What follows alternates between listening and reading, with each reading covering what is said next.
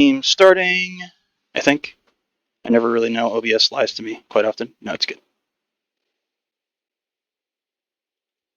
Alright, so it's been a couple weeks. I'm going to do a bit of a recap here just for our last session. I'm pretty sure you guys know everything that happened prior to, but you ended up sailing into this storm amidst the power of Keranos, the storm god, who you found looming over the Theros itself, trapped within sort of the cyclone of this storm. Traveling through, you ended up battling a couple elementals, creating a bit of a dance party with Otto. And through not easy fighting, but some combat that you took care of very easily and very well, honestly, even though they weren't easy enemies. You managed to arrive at the Theros. Harmony took a bit of a detour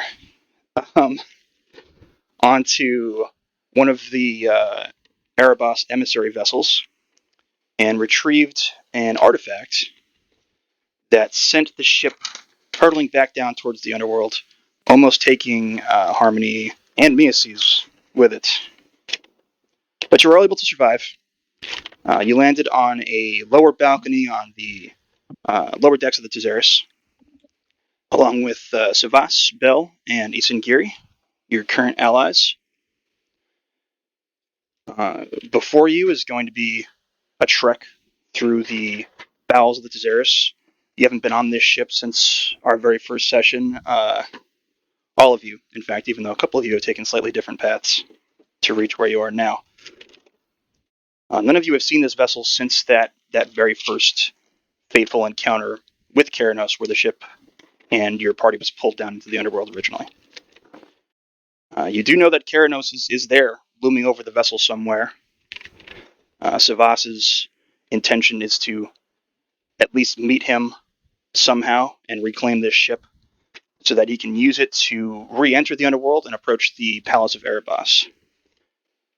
You have a side goal that you've all decided to pursue, which is entry into this realm where Ashi's family might be still inhabiting on some level.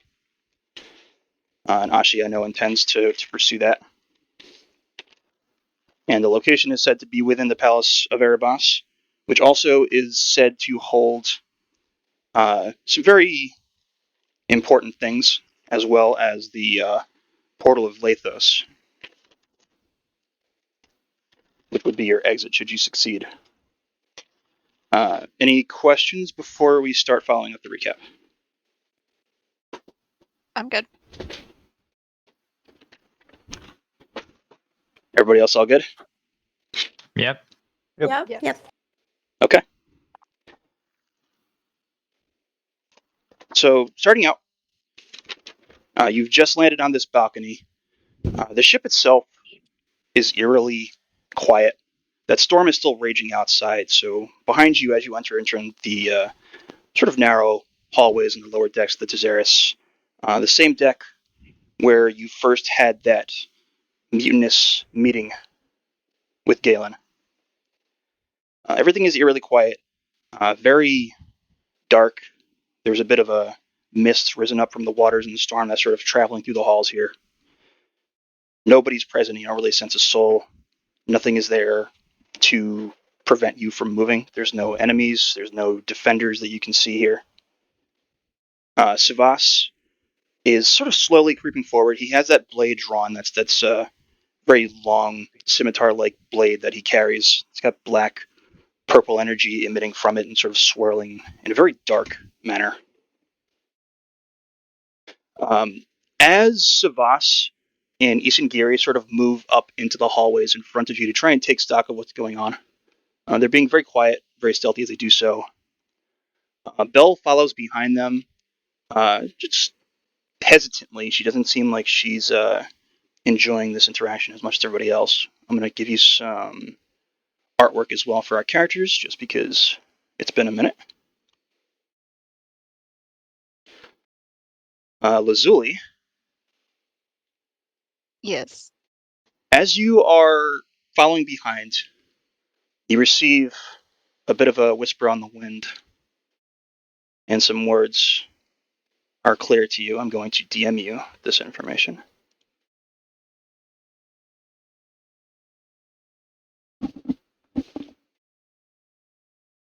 Received? Received. Okay. Savasinis and Giri continue forward in the halls. They give you all motions to follow. They're being very quiet, very stealthy as they move along the walls. Would you like to follow? Yes. Yeah. Yes. Yes. So you creep along through the corridors. You turn a right-hand corner. This hallway actually does have a couple, what look to be long decayed bodies of previous crew. They've got what look to be blades stabbed through them in multiple places. The skin on them is very leathery and decayed. It seems like they've been laying here for months, if not years. It's hard to tell. Is there Savas, anything valuable on them? you can go and check if you'd like. Are you gonna check? Yes. Okay. Roll investigation for me. Isengiri sort of gives you a side eye as you start pilfering these bodies. Savas himself just kneels down quietly. I think you would see him as like trying to identify these bodies. 15. Okay. So feeling the bodies, they feel very wet, almost like they were just pulled out of the water very recently. Not they've been sitting in this very dry hallway for some time. You find some scattered coins, just various silver and gold coins. You don't find anything particularly like noteworthy of value. They all have very like, common swords, just base iron swords stuck It's through okay. them. I'll take their coins. Take the coins. Okay. Yep. I'm rich now. Buying dinner. Harmony, as you're doing that, you do start to hear familiar whispers in the air. You can't quite decipher anything that's being said. Is it from my BFF Agony? It is not, or at least doesn't sound like it's from Agony. Okay. But it does sound vaguely familiar.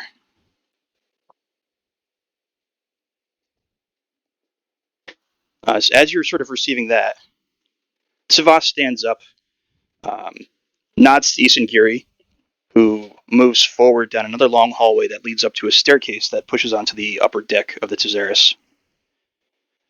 Do you just want to follow along with them, or do you want to explore the lower decks on your own? Is there anything I should ask that you want to do while you're on the ship here before you move up?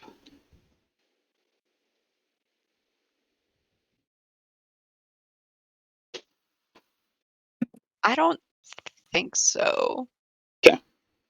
I'll go where the group goes. Just, Harmony will do her thing while she's with the group. Okay.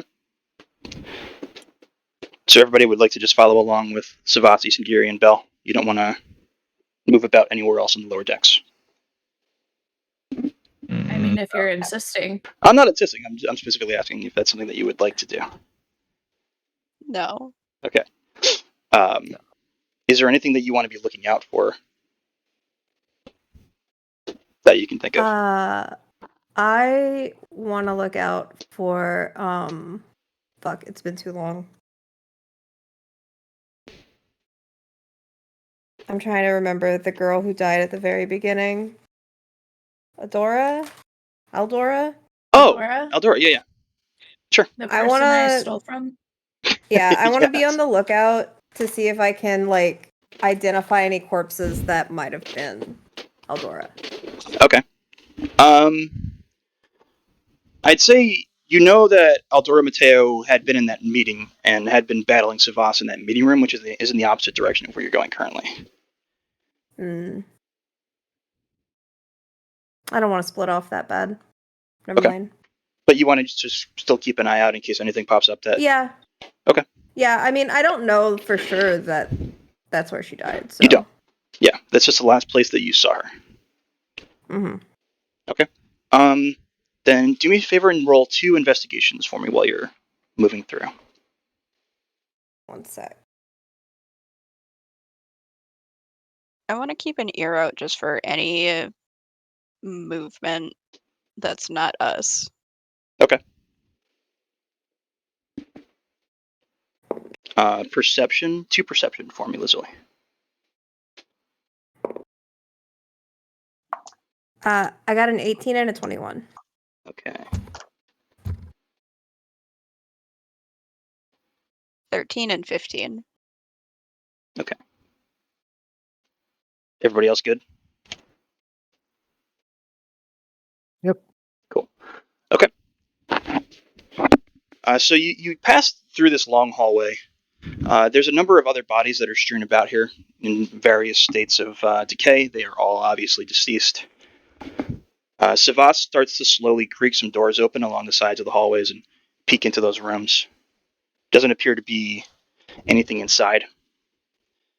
The ship itself is in sort of a strange state. Savas himself even looks kind of confused as he's sort of assessing the situation. Isengiri appears very calm, sort of undeterred by anything that he's seeing, but Savas, at least, is sort of noticing the oddness of the vessel. Some of these bodies seem like they've been dead longer than others. Some seem more recent, some seem older. The ship itself is very damp and wet in some places and very dry in others. Lazuli, with your perception rolls, you start to notice as you travel through certain sections of the ship, you can almost hear a heartbeat, consistent, like thump, thump, thump. And it comes and goes as you pass through these hallways. You'll hear it for a few seconds, and as you're moving forward, you'll lose track of it. But it's something that you continuously pick up as you move through. Miaces, as you continue forward, as you round that long hallway and you can see the staircase up ahead, you do notice a particular body. It's not Aldora, but somebody that you knew to be a close associate of Aldora. You recognize the clothing on this body. The body itself is almost complete skeleton. There's bits of skin here and there. It looks like it's been decayed for some time. But you recognize this individual as somebody that was very close to her. Is with the outfit. There's a weapon at his side. It's more of a rapier-like blade. The body itself is on its chest, and it looks like he died sort of trying to crawl or drag himself towards that staircase. You know the man as Matthias Delm. I'll drop his image and his name in the Discord as well for you. Okay. So, Lucille and Maurice, do you want to do anything with that information? I'll share I it. want to. Oh. You can go ahead. I want to go over to the corpse and, like, I guess search what's left since it's nearly skeletal. Okay. As you search about, there's some varied possessions, just random things in his pockets, nothing of any note. But in the hand, there's sort of a torn piece of paper. Sort of squeezed Can I and crumpled get into it his hand. without like tearing it? Yeah, roll sleight of hand.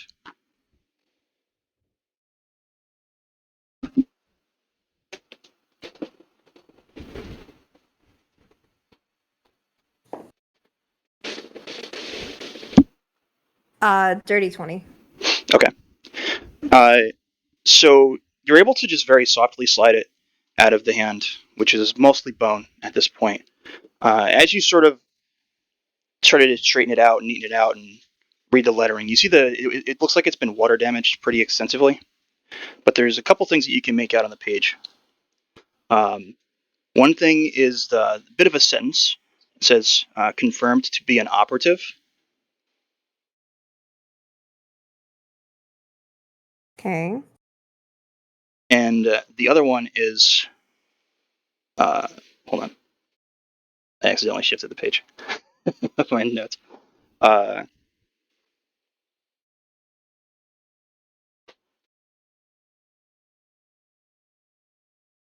The other two words that you can read are, one says storms, and the other one is just 3 letters. ZLE.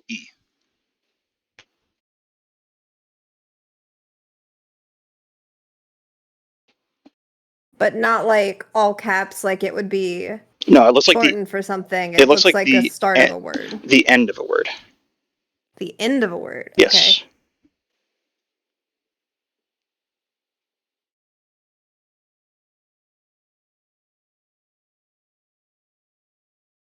You get the sense that this is something that was important that maybe he was trying to bring to somebody as all of this was happening.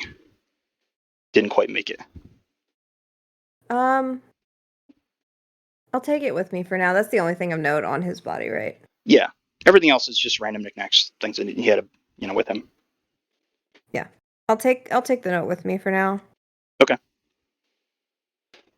And I want to point out to the rest of the party the heartbeat sound that I'm hearing and see if any of them can notice it if they stop and listen as well. Okay. To the Can party any of them specifically, hear it as well? everybody roll perception. And are you also telling Savas and crew, or just the party? Okay. Savas and Isangiri too. I rolled a 6. Good. I rolled What do I hear, 14. I rolled a 1. I rolled a natural 20. Wait, Snow, I you can't got- roll ones. I know that I rolled again. It's a 20. Okay. I got a 28. Okay. So those of you that didn't roll terribly, Savas specifically perks up when you mention this to him, and he stops for a moment and tries to take in the environment. As the rest of you also do the same, you pick it up in varying degrees. Some of you can hear it a little more strongly, specifically Ashi. The second it's sort of mentioned to you, it is the only thing you can hear almost. Suddenly, there's no more storm outside. There's no creaking of the ship or shifting of the walls, that sort of thing. You only hear that heartbeat, and everything else becomes very quiet. The rest of you can make it out. Everybody can make it out, in a sense. Savas specifically doesn't say anything, but he moves over and puts his hand on the wall of the ship in the hall.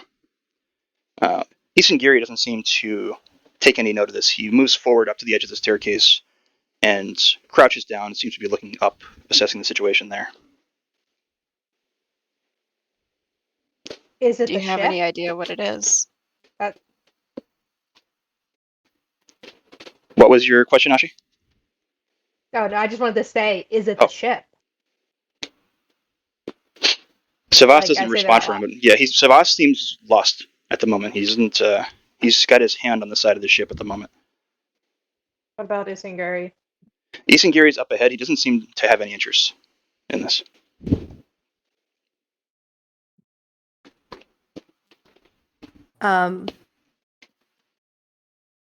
I guess I'm gonna walk up to Savas and put a hand on his shoulder and be like, Captain? For a moment, To try to shake him. as you put your hand on his shoulder, he's very startled and he almost jumps back, reaches for his weapon for a moment, but stops himself. But it's very startling for you as well, as he sort of his eyes look quite different than you've seen before. Not scared, not angry, not emotional at all. Just very wide and as if whatever's going on here, he had like some startling realization. But as he sort of recognizes you, he releases the grip on the weapon a little less and gives you breathes out. Like, I'm sorry, I can't say exactly what this is. And he sort of brushes everything off and just continues forward towards the Singiri.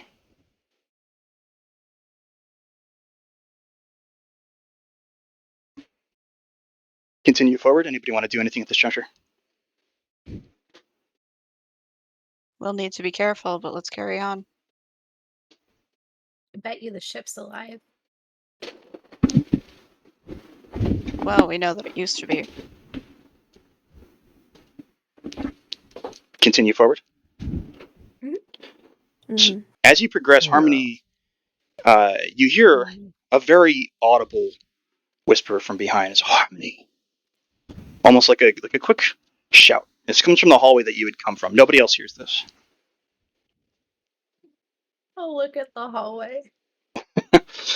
So, looking back at the hallway, you see bits of sort of black grayish smoke, very low to the ground, maybe an inch above the ground, lingering, sort of almost reaching around the corners.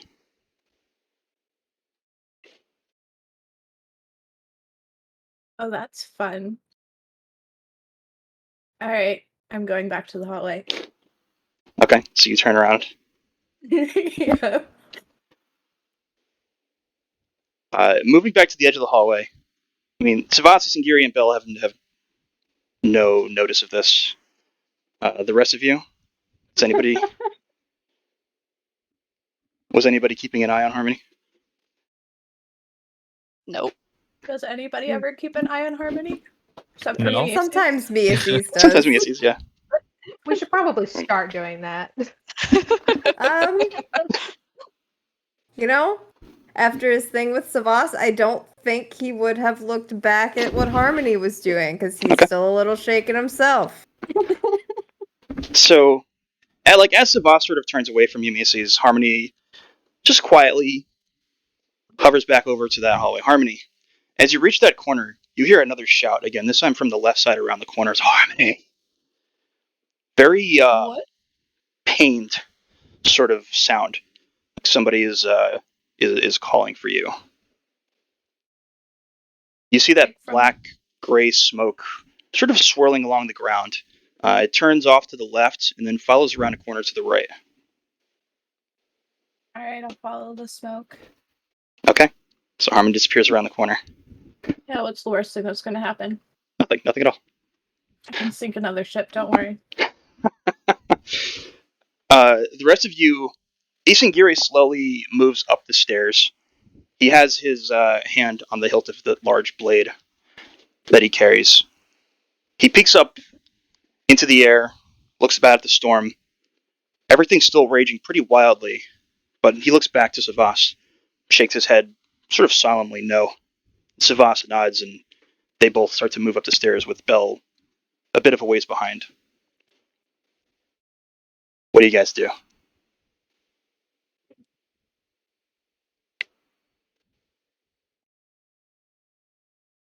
Following along, staying where you are?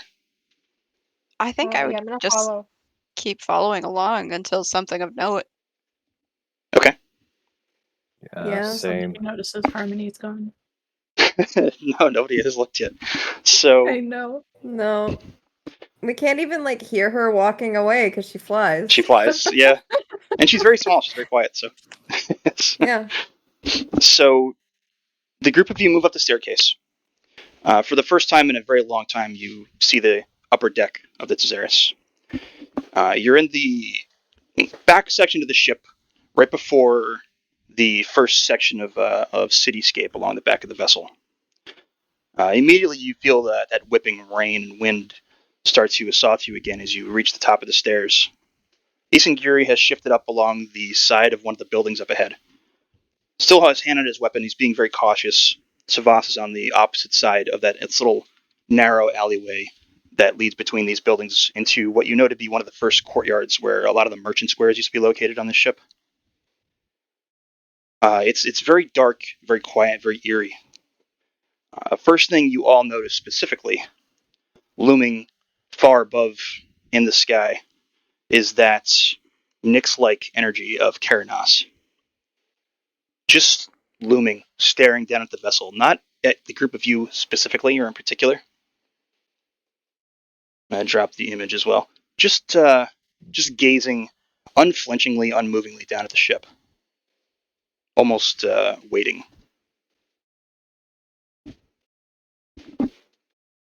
continue forward. So are we on the complete opposite side from the captain's quarters? Yes, just about. Okay. You're at sort of the midway point from the back to the halfway point of the ship.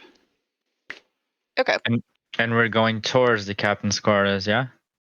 It would appear to be moving towards the front of the ship, yes. You know that's or at least Savas has told you that the controls are in his quarters, and that's what's going to sort of get you to be able to take this ship back and then activate whatever power it has to drag him back down to the underworld.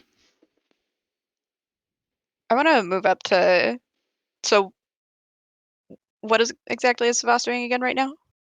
He's just on the opposite side of Isingiri. They're both sort of peering down this alleyway, looking for any signs of danger. Okay, I want to approach Savas, keeping my voice down, Mhm. and ask, what exactly is your plan here? He, for a moment, looks to Isingiri, and Isingiri actually gives him a nod, like an up and down yes sort of a nod, and then peers back down the alley. My intention was to take the ship from beneath my father's notice, but I don't believe that's something we can do now. I believe we'd have to face him. Here. Could we not travel below deck? I don't believe there's any way we can avoid him. I think he's waiting for us. But I find it a little disturbing there's nothing in our way.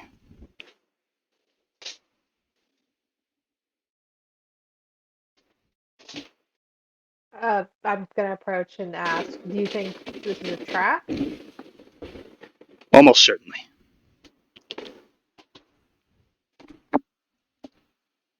I'm not gonna lie, Otto is starting to get a little impatient with how slow we are moving and being so careful. I'm gonna start moving ahead. You're just gonna start walking down this alleyway? Yeah. Okay. I would like to use the Tema drops. Okay. So you fall back and put the drops into your eyes? Yeah. Okay. So for the rest of you, aside from Otto, who's walking forward into the alleyway now, you put those drops in your eyes. You gain true sight. You see Lazuli's eyes glow and glimmer very remarkably. As you do so, looking where you want to look, towards the front of the ship. Yeah. Looking towards the front of the ship, you can see very strange, ethereal-like shapes drifting around, hundreds of them. Almost as if you were looking at the crew of the ship, the residents of the ship moving about from their day-to-day lives, different things going on. You see some of these sort of ethereal, wisp-like shapes sitting in their merchant stalls. Some of them are passing through, passing around. As your vision starts to clarify, you see many of them moving right past you as if you're standing right next to them. Nothing acknowledging you of any kind.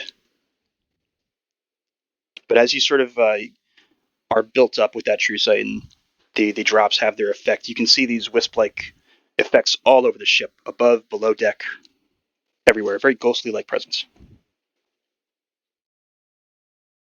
Okay. And I guess a lore question then. With True Sight, is that expected? Not necessarily. It's something. It seems a little strange for sure, but this is not too out of the ordinary. It's not something that you would think is impossible, but it is a little strange. Okay. I think I would share then that there's still echoes of the spirits of the crew on board. Do you want to look for anything else in specific? I want to just keep an eye out for anything that looks like it would be a danger. Okay. So I'd say with with True Sight, you can see invisible things. You can see things like I don't know. I don't want to give things away, but you can see almost into the ethereal plane as well. Okay. So it could be any number of things. You can usually detect visual illusions, things like that as well with True Sight. So what you're looking at could be and- any number of things. I'm specifically with keeping the trap thing in mind. Mhm. Is kind of what I'm looking for. Nothing necessarily that looks specifically like a trap. You do get the sense that the entirety of the vessel and maybe the area completely around you is sort of enthralled in a sort of magical darkness. Okay. If looking up towards Keranos, you can see him in sort of a brilliant, almost bluish purple glow. Behind him, further into the cosmos, you can make out a specifically gold outlined sort of light.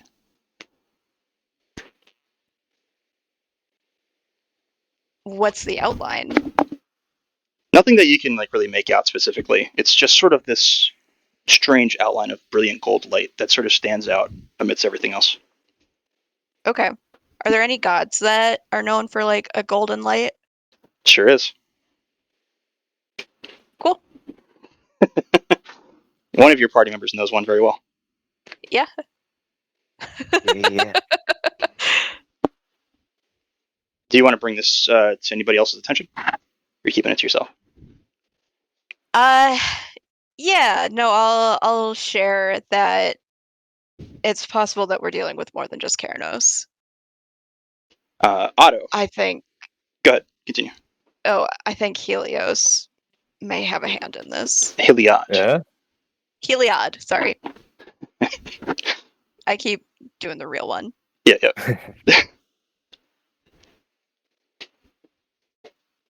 Did you have anything you wanted to say?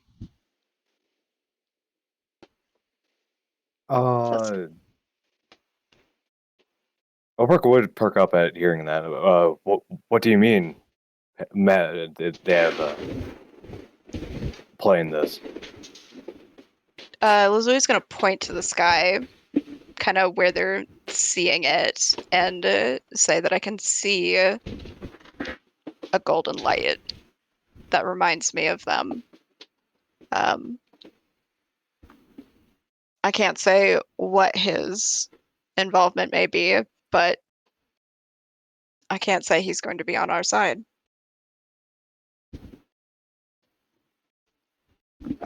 So as you guys are having this discussion, Otto, you've moved ahead a bit of a ways. You move through the alleyway and you step out into the first courtyard in the lower section of the ship, the back section of the ship. Gazing about, it's sort of hard to see. Everything's dark. It's very rainy. It's very stormy and windy.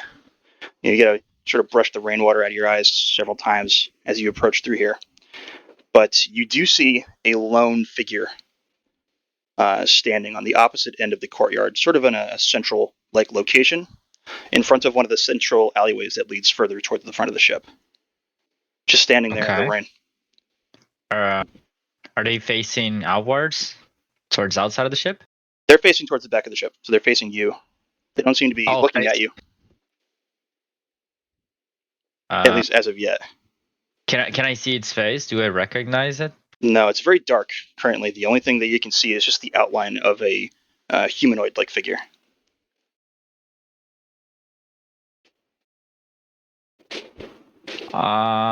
What's the distance between me and that figure? About 120 feet. Gonna get a little closer, like another 30 feet, and see if it has any reaction. Okay. So you're moving forward. The rest of the party, I don't think anybody noticed Otto leave either. The two small characters are very quietly moving around. Well, Otto went ahead of us. Yeah, We Otto would've moved ahead. noticed, right? Potentially. I mean, we're looking in that direction. Did anybody want to follow him, or if you did notice him, I'll leave it up to you. I think if he goes further away than he was, at least Miaces would follow. Yeah, if you were watching him, you'd have seen him sort of disappear off to the left into the courtyard at the end of the alleyway. Yeah, no, don't break line of sight. So I'll just move ahead. I'm not gonna follow right behind him. I just want to be able to see him. Okay. And where do you have Phi currently? Phi is with me because it's very stormy and I don't want to send her flying off with a god towering over us. Okay, fair enough. Okay, so Mises moves into the alleyway towards Otto. Isengiri, as you pass by Isengiri, you again notice he seems very still and very calm. Doesn't seem to be making any movements at the moment, like he's sort of hanging back and paying very close attention to everything that's going on here right now.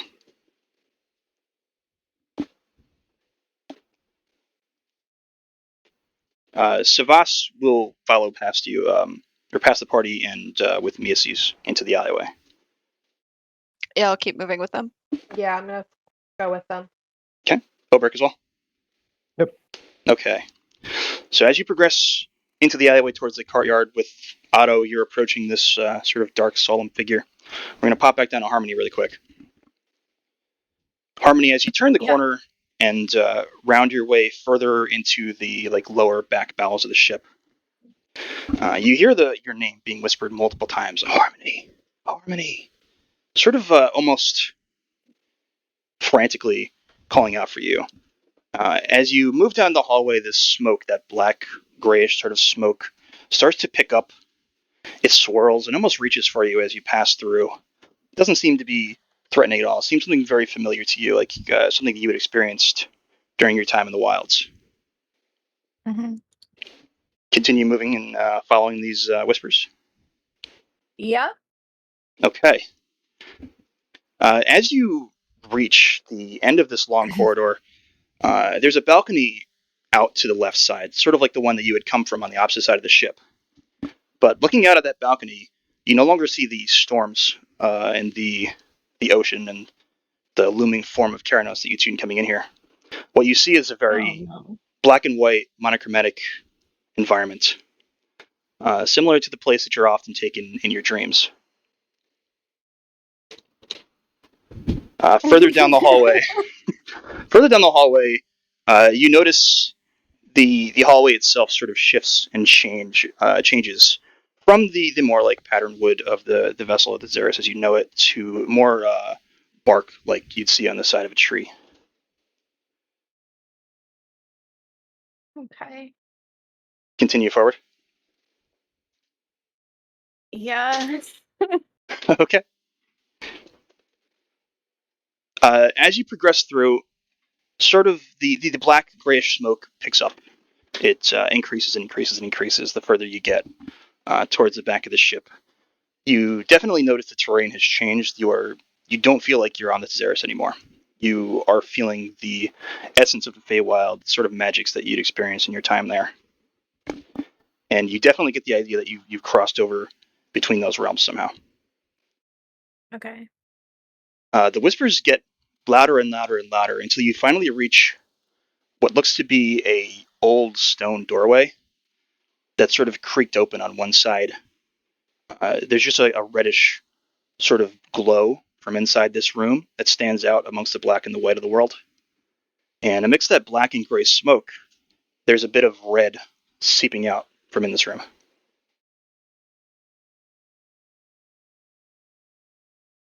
Well, I guess the only logical thing for Harmony to do is to go and open the door.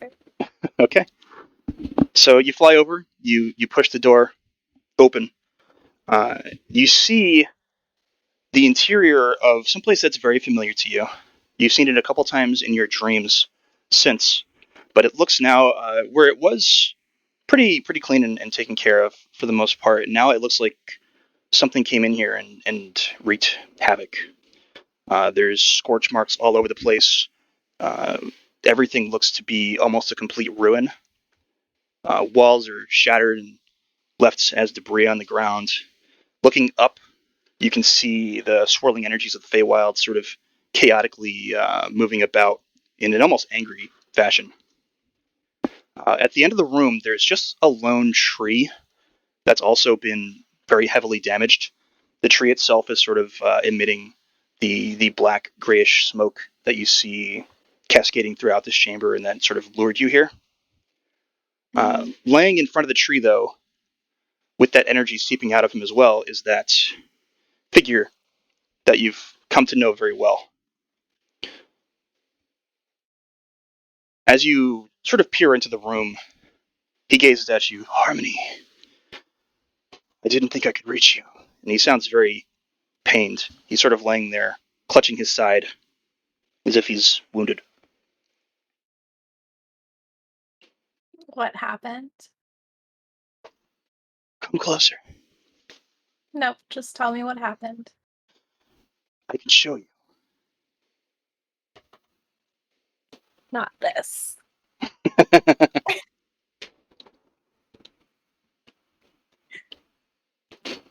Do you approach? Do I sense any form of like ill intent? Give me an insight.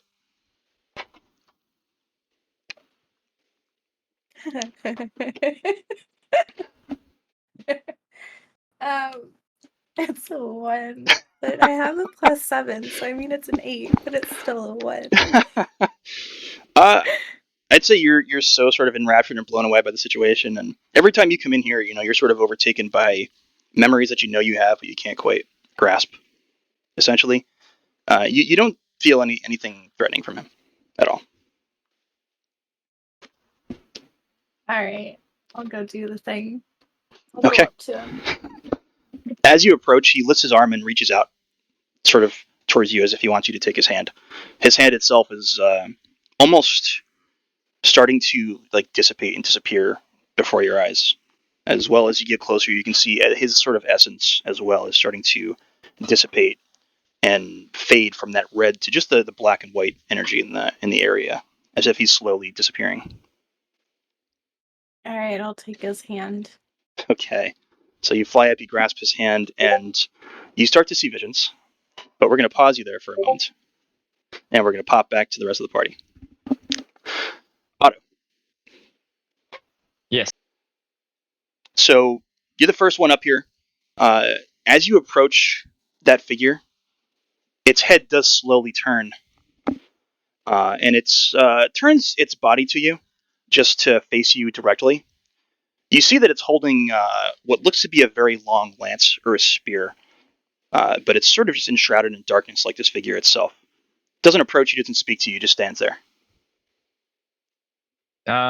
Does it seem like he's guarding an entrance or something? I'd say from what you can tell, you can definitely get the idea that whatever this is, was waiting and is potentially going to stand in your way, but it's hard to tell. Do you approach further? Hell no. No. So I'm not that stupid. okay, so you stop in your tracks. Mia sees you and Savas are the next ones to come around the corner. Savas immediately draws up his blade and looks like he's ready for a fight at this point. He gives a whistle, looking back, and Bell and Isengiri progress around the corner. The rest of the party, you can move up as well. You see Otto just sort of standing out there, about 30, 40 feet in front of you, staring at this dark, shadowy figure. Does it look like it wants to fight, or is it just kind of standing there? It's standing there. It has what looks to be a spear or a lance held at the ready, sort of crossed in front of its body. So it's, in an essence, it looks like it might be ready to fight, but it's not being aggressive at the moment. Then I'll walk ahead of Savas before he just attacks it. Okay. I'm gonna look at it, and I want to ask if it can hear me. How close do you want to get? I want to be like right next to Otto. I don't know how close he is. I can be a little ahead of him if there's some distance between him and the figure. Yeah, Otto's about 90 feet away from it. Oh, well then yeah, I'll be like mid-distance between Otto and the figure. Okay. So Mia sees it begins to approach. The rest of the party, Isengiri appears behind you as well. He fully draws his blade. Doesn't make any aggressive motion. Again, he seems very serene and calm in this moment. But he draws the weapon anyway and begins moving up along sort of the right side of this courtyard. Lazuli, you can still see these sort of ethereal forms shifting about. The specific creature in front of you, this dark, shadowy creature, does not have that ethereal essence, but it has a very similar golden-like glow emitting from the interior of it. that you'd seen in the sky next to Keranos. All right. So how far apart is like our party at this point? Otto and Mises are out in front of you guys. The rest of you are pretty tightly connected at the entryway or sort of the exit of the alleyway into the courtyard. Okay. I'll raise my voice a little bit in hopes that like Mises would still be able to hear me, but I'm not gonna shout it. Okay. And say they're one of Heliod's. Okay. I'll stop approaching at whenever I hear that, if I can hear that over the wind. Yeah, you can hear Okay. Hey, friend, are you guarding this place or something? I'm gonna ask directly to that it. thing. You hear simply approach. I mean, If you insist, I'll move forward. I don't know if you drop that lance, I might consider that. You get I no want to move response, up Otto. with them. Yeah, Ulbricht's going to move up as well. I'm like, Okay. no, is it Yeah, I'm a not gonna herald Heliod. of Heliod? Stay with the group. Okay. So as you approach, the group of you, as you get closer, Isengiri specifically and Savas do not move with you. Savas is moving far off to the left. Isengiri is hugging the right side. They're sort of, if you would look at them, you get the idea that they're in like flanking positions at the moment. Belle is trailing behind as well. She's not sticking with the group, but she's keeping her distance from this whole thing. Savas and Isengiri both have their weapons drawn. As the group of you approach, you want to get within how close?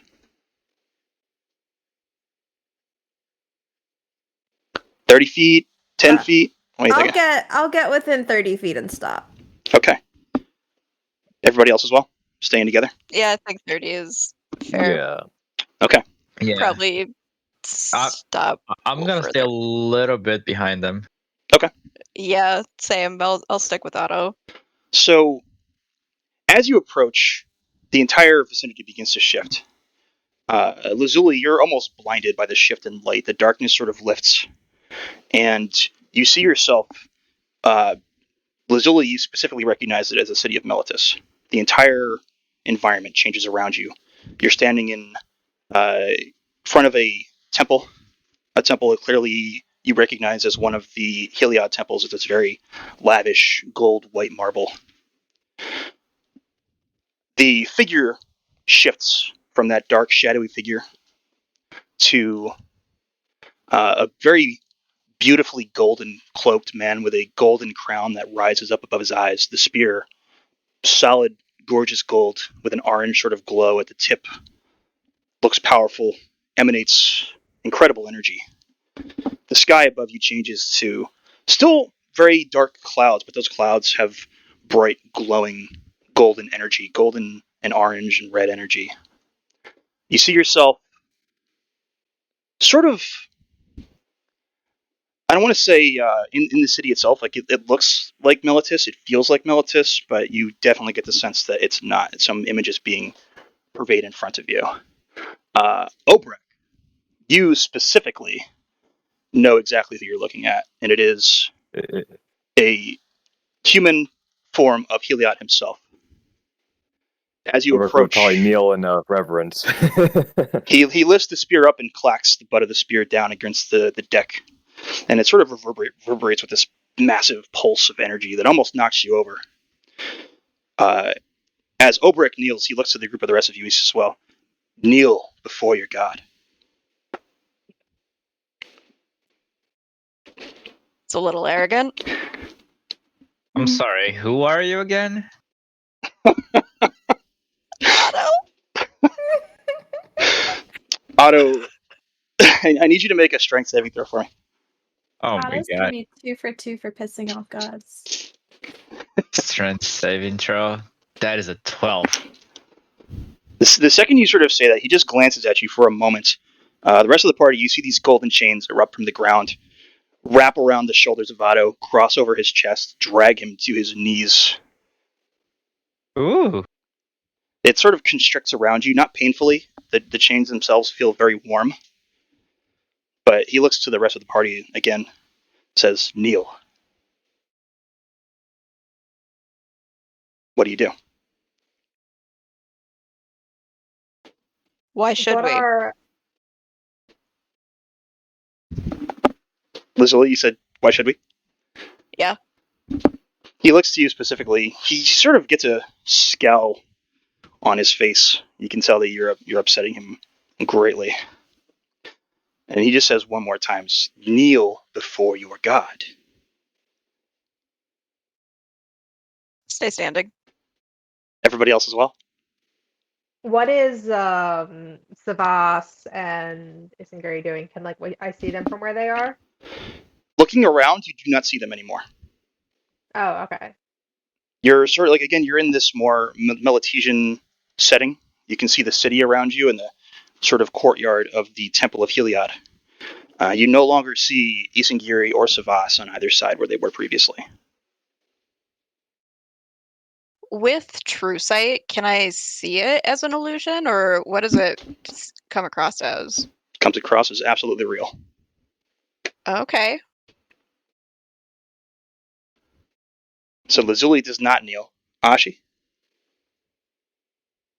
What do we know about this god other than he is the? Do we meet him before? No, you've never met Heliod before. He is That's what. he's known to be one of the more arrogant gods. He's the god of light, god of warmth, things of this nature. Often looked at as the champion of the gods themselves, maybe the most powerful. He obviously sees himself as the most powerful, and most of his followers as well, if not all of his followers, see him as the sort of king of gods, god of the sun. Basically, the mythology behind him is that he ensures the sun rises every day. The world would not exist. Life would not exist without him. What connections that I would know of? Was he connected with Keranos at all? Keranos himself is more of a solemn god. He's not really seen as an ally or an enemy to many, if any of them.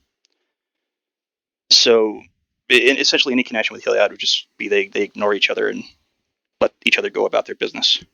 You definitely don't know them to be allies or enemies, at least not mythologically.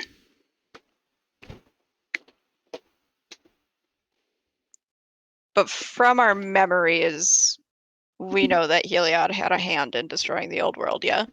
Oh yeah, absolutely. Yeah. Had a hand in it, if not championing the war itself. I'm gonna remain standing. Okay. Miasis. Yeah, I'm gonna move back to next to Lazuli and stay standing. Okay. Ashi, are you as well staying tight with Lazuli and Miasis? Yeah, I'd be near them. Okay. As you sort of just stand in defiance, he scowls. He gives a bit of a growl. Otto specifically, you start to feel a bit of a singe, a burn from the chains. You can feel the anger of this god as he stands before you. But for a moment, he looks as if he's going to retaliate in some way. But he walks past you to Obrek specifically.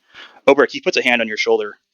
You feel yourself almost empowered for a moment. Like he's channeling some great strength through you. He just stands over you as you kneel. "Rise, my son." Ulrich would rise. Blessings to you, my lord. He turns around, sort of gives you a nod and a bit of a smile. Obrek faces the other three. He looks very upset. Sort of gets another scowl, a very angry scowl. It's like, "I have appeared before you in judgment. I would give you a chance to turn back from this path before you are destroyed." Like you destroyed us before. You know nothing of that. Would you like to enlighten us? Do you have any idea what you seek to release upon this world?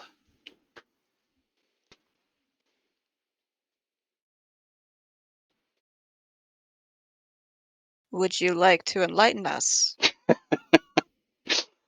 He gives another very angry scowl. You see that lance of his glow, a very bright orange, and you feel the heat of it sort of radiate past you. I need you to make an intelligence saving throw, Lazuli.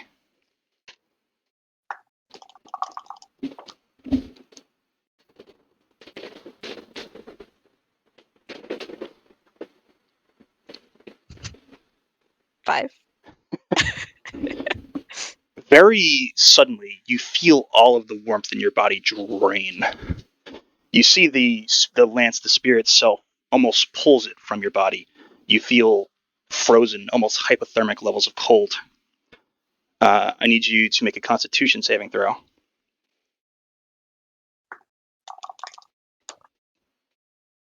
19. Okay.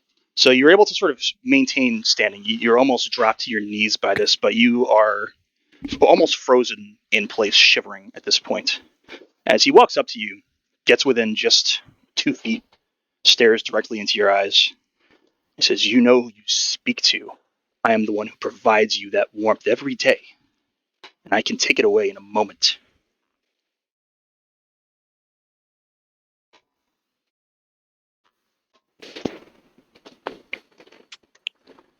Anybody That take changes nothing. It's getting here really hot in here. Start looking at those chains. Yeah, he keeps you chained and constricted, Otto, specifically for the moment. Just forced to your knees. If you want to try and do anything, let me know. But at the moment, that is your present state. Okay. Anybody else doing anything here in this moment, or are you allowing this interaction with Lazuli and Heliod? I kind of want to be a smartass. Do it. Macy's gonna look at him and ask him, "Does it make you feel powerful to pick on mortals?" Roll intimidation. Oh, Wait. Lord. Intimidation? Yeah. Okay. Hold on, let me see what my bonus is. Okay. That is a very offensive set of words. 16. Okay. The staff glows very brightly again. Lazuli specifically, you start to feel that warmth slowly creep back into you as that freeze sort of lifts. He walks up specifically to Miaces this time, clacks the spear onto the ground. You begin to also feel a bit of a chill. It's not like the same thing with Lazuli. You feel the warmth sort of dissipate as you can see his anger rising. He looks over to Obrek. He says to you, Obrek, you would be a champion of mine, yes? But of course, my lord. Kill this one. Well, Gesturing to Miaces. my lord, they haven't done anything wrong, though. You would defy your god? Oh, Ulbrich looks very concerned. Choices. Can I try to sneak out of those chains or something? Break out? I mean, not by strength, I guess. How do you want to do it? How do you want to Can attempt it, I should say? Can I try to? I don't know how I'm chained down. Like, am I being forced towards the ground or something? Yeah, you're being forced to your knees. The chain sort of came up from the deck, wrapped over your shoulders, crossed over your chest, sort of folding your arms in to you, and just dragging you back down on the opposite side. So your arms are constricted. You're forced down to your knees, and you're sort of hunkered forward a bit as you're facing the deck. Can I use Mage Hand? I cannot even cast Mage Hand, I guess, right? No, you could. It really just requires finger motion. Okay, yeah, I would try to make the Mage Hand try to loosen up a little bit the chain so I can try to sneak my arms off and then go from there. Okay. So Heliod has his back to you at the moment, but the rest of the party, you see this mage hand sort of start tugging. You don't see the hand itself, but you see the tug at the chains of Otto as his fingers are sort of wagging, trying to release himself. Nothing happens immediately, but we'll come back to it. Obrek. So Ulrich would say, but my lord, that while they might be arrogant, they haven't done anything wrong. I feel it doesn't feel right to kill an innocent. Do you know what they intend to do? Not entirely, no. They would release a plague upon this world, a violence that would decimate everything, every life in existence, merely for vengeance. It wouldn't be every life in existence. Shut up! And he looks at you, and again you feel that warmth suck completely out of you, freezing you almost to the core. I need you to make another Constitution saving throw.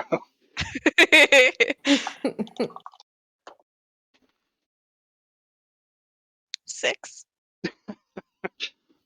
You take 25 points of damage, and you are knocked prone to your knees. All right. Keeps the spear pointed at Lazuli at the moment. Doesn't take his eyes off of you, Obrek. You would allow them to destroy this world? You would join them in this?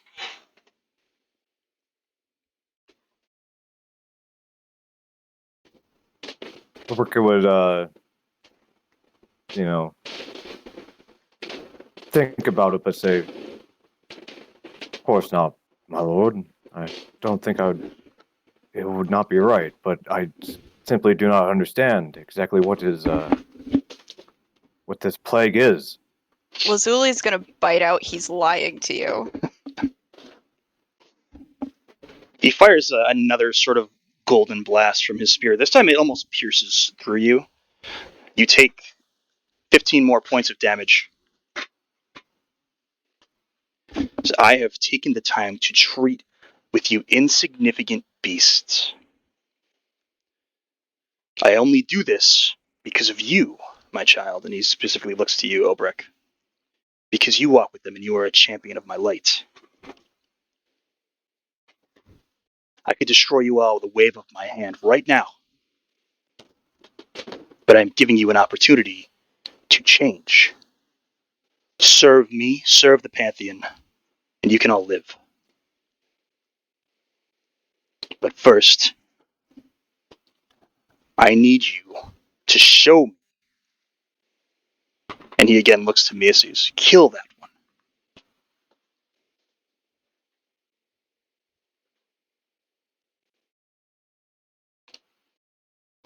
Obrek.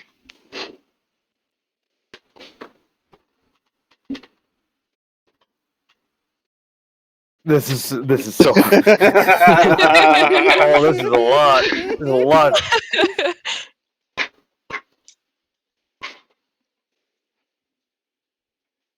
Otto, you're still tugging at those chains. They don't seem to be sort of breaking, but you notice the more intense his responses get, and the more angry Heliod gets, and the more focused, you do start to feel them loosen a bit. Okay. I also wanted to look around and see if I can spot Savas and Izengire. Looking about, you don't see anything but sort of the cityscape. You feel very alone in this area at the moment. Alright. I'm just gonna keep trying to cut myself loose. Alright. We're going to pause you guys there. Obrek, I'll give you a second to think about your situation. We're going to go back to Harmony. So, Harmony, as you grasp the hand of this individual, I'm going to DM you something specifically because you get a bit of a flood of memory back to you. And I'm going to DM this to you very quickly. I'm a long lost princess. I'm gonna DM you. You can decide what you want to do with the information. I thought I sent that to Placebo by accident for a second. Oh my god. But I didn't do it to you. So this memory comes flooding back to you of the times that you were here. I'm not going to say anything of the specifics out loud, but it's there for you to take in. Let me know when you're done with that.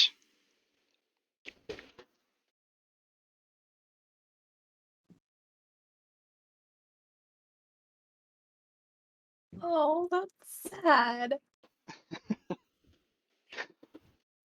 Have you finished reading? Yeah. Okay. So you're flooded with that specifically, but also you feel him sort of transferring power to you, and you start to see some of the last moments. Very quickly, the room around you begins to repair and fix itself back to what you're more used to. The walls rebuild themselves. A very cathedral-like ceiling takes form above you. The throne that he would normally have sat upon rebuilds itself. You see him sitting there, and there's an ethereal image of you in front of him that he's just gazing at sort of lovingly as the doors themselves to this chamber are burst open. Flood of golden and purple light electricity comes barreling through the chamber, striking him. He uses some of his power to defend himself, but he's not able to withstand the surge of it. Looking back through the doorway, you can see a very powerfully bright blue and purple figure crackling with electric energy, with the visage of Keranos, and another figure, a golden figure with a massive golden bright lance, begin to work their way into the room. Surrounding them are hoplite-like minions. They're armored like you would see soldiers in Theros, but they move very strangely, and they have that Nyx energy amidst their bodies. They're mostly just that cosmic Nyx energy. They don't have faces or features that you can see. And they rush through into the chamber and just start destroying and decimating everything.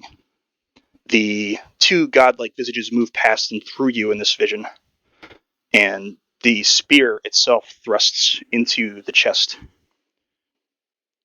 of this figure. As the images then start to fade, as the room itself crumbles around you, and you're thrust back into the sort of Feywild-like world where he's grasping your hand.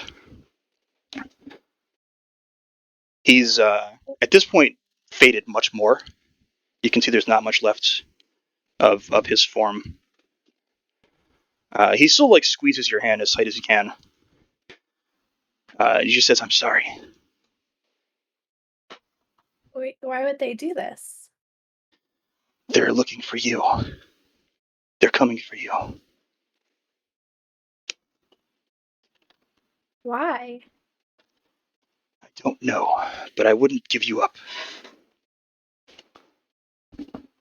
I didn't tell them anything.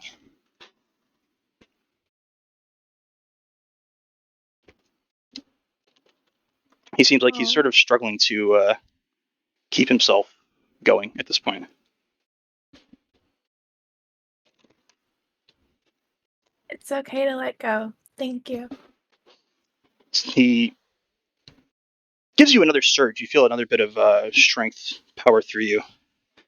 Says, "I can help you and your friends. I can bring you into my realm with the last of my power. Find my father. He can help you."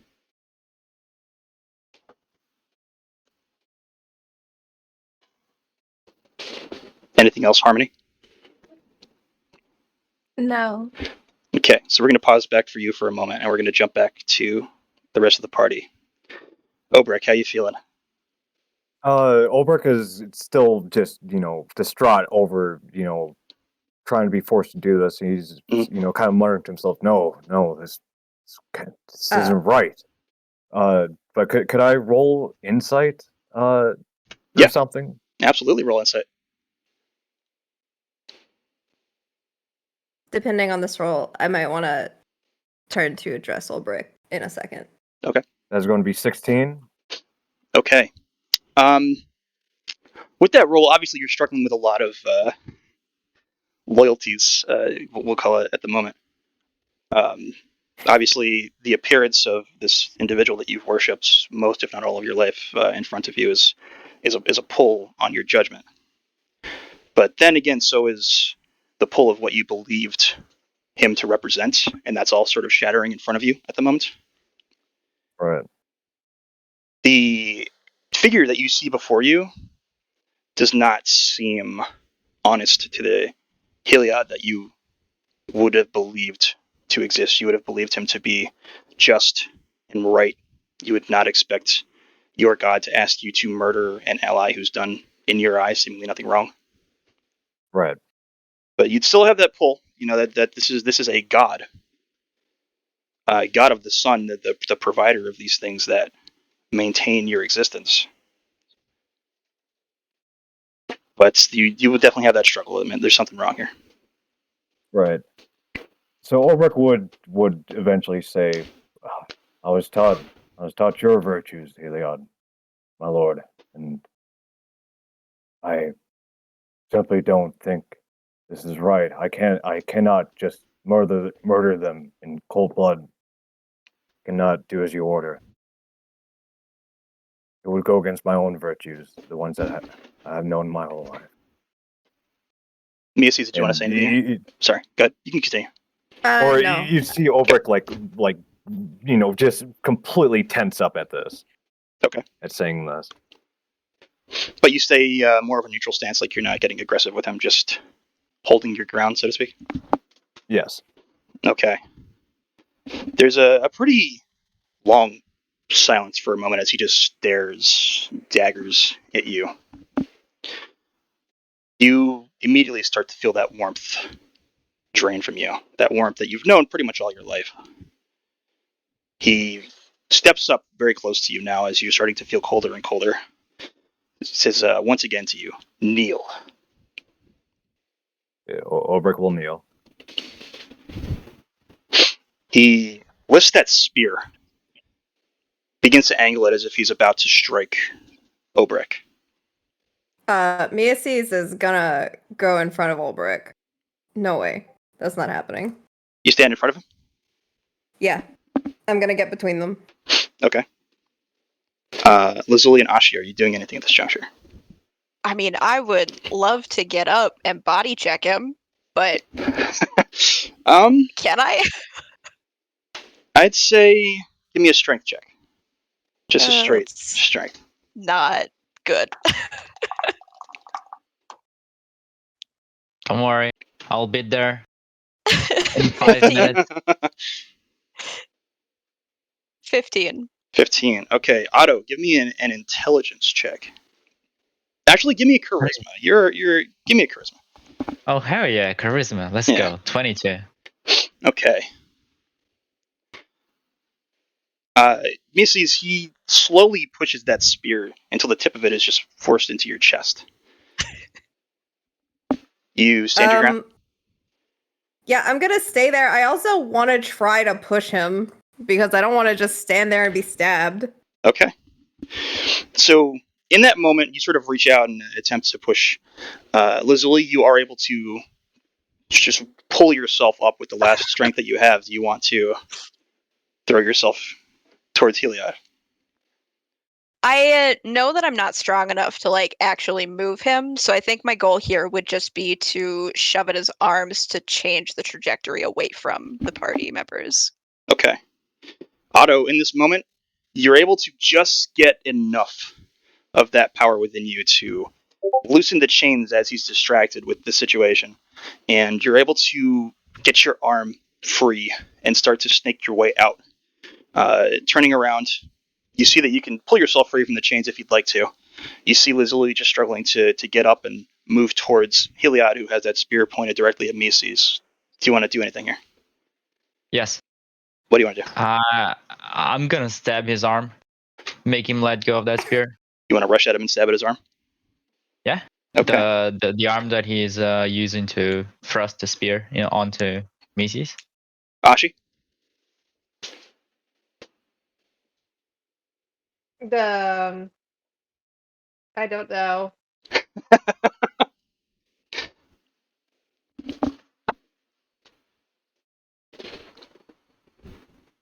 You can definitely take an action here if you like, as the rest of the party is sort of, you can see them and anticipate what they're about to do.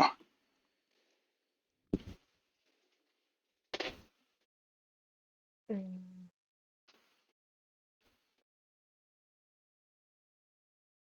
I guess I'm gonna move forwards in case, like, I don't know. I'm just gonna move up forwards towards them, ready to like join in, depending on how he retaliates.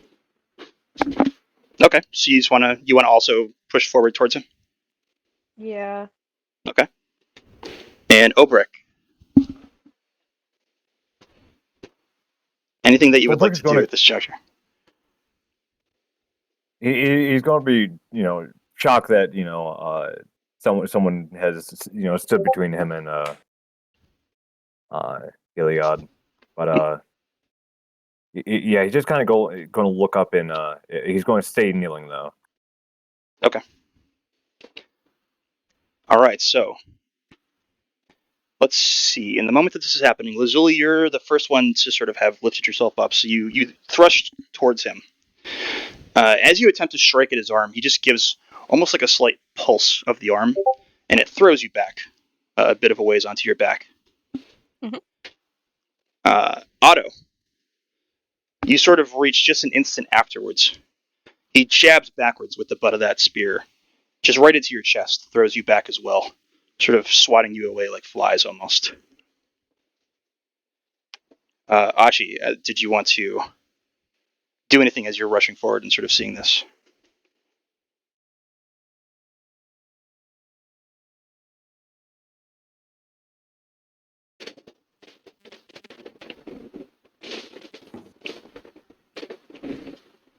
If you don't, It's so difficult because it's a god, so I'm like, I don't Yeah. like. I feel like literally anything I do isn't gonna matter. oh, it's Ashi's headspace. So what would Ashi It's do thinking here? the same thing. Okay. So do you not want to approach him at all? Do you think Ashi would just be more dumbfounded in the situation?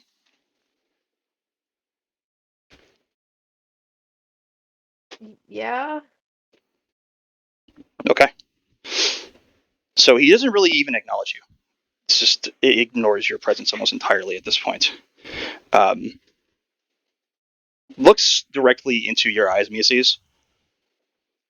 I need you to give me a Constitution saving throw. Mm-hmm.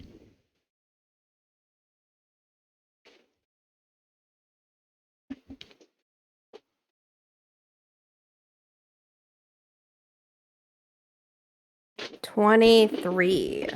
Okay. So you're still feeling that warmth drain from you. You're feeling very cold at this point, and you can feel the tip of the spear sort of pushing into you as you sort of reach to push him away. Even just making contact with him, he feels almost completely unyielding. But for a moment, go ahead. Go ahead. Can I do something with my tail real fast? Yeah, what do you want to do?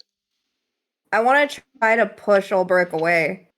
Okay. Because I feel like in this moment he's still trying to get at Ulbrich. So Yeah, give me a strength check really quick. just straight strength? Yep. 17. Okay. Yeah, Oberek very suddenly, as you're sort of looking up with Miaces in front of you, sort of taking this hit, you don't notice the tail whip out and just throw you back. You go back 10 feet further. You land on your back. That would probably, yeah. Ulbrich has been in a bit of a stupor, and that would probably be like he'd probably get up and be like, "No, don't." He stops pushing that spear forward, Miaces, pulls it back and just looks into your eyes. Fools.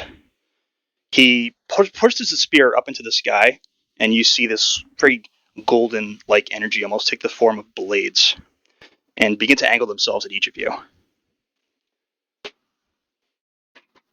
I need everybody to give me... Oh, never mind. With a nat 20, a forgotten figure pushes forth very silently and quietly. Lizul, you're the first one to spot the small rose petal head of Dead Rose rush forward very quickly around behind Heliod, leap into the air, and drive his small blade into the back of the neck of this god, who immediately starts to withdraw the spell and howl in a sort of rage as the essence of him just sort of dissipates and fades and gets pulled into the sky. The entirety of this environment around you reshapes and reforges. Immediately you're starting to get pounded with that wind and rain again of the storm above the Theros. You're back on board the Theros as the images of Militus fade away, but you see that golden light shift off into the sky, taking massive form next to the form of Keranos himself.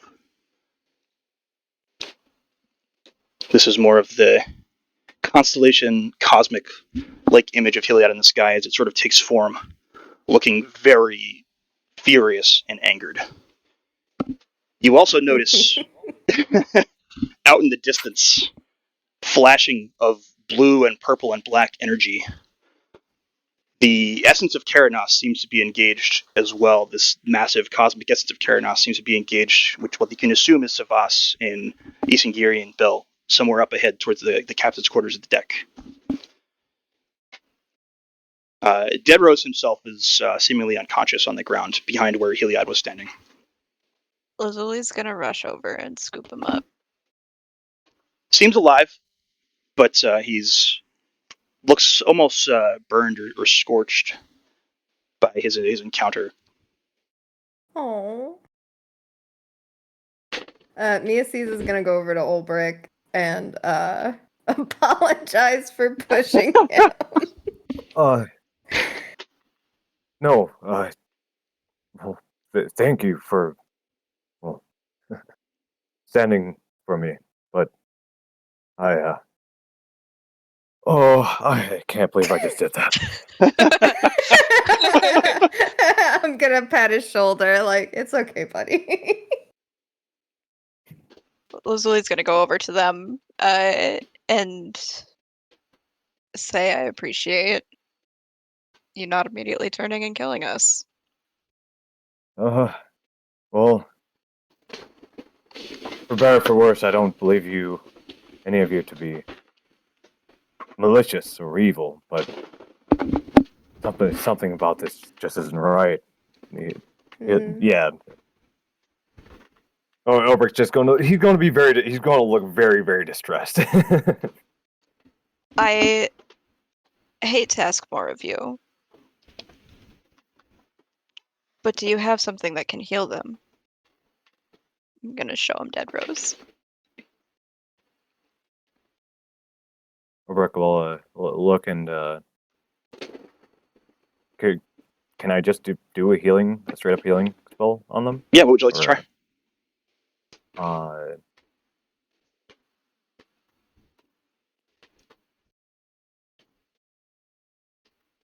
Well, first off, could I just roll medicine to see if it's like, Sure. everything's okay to just be healed? Yeah, definitely.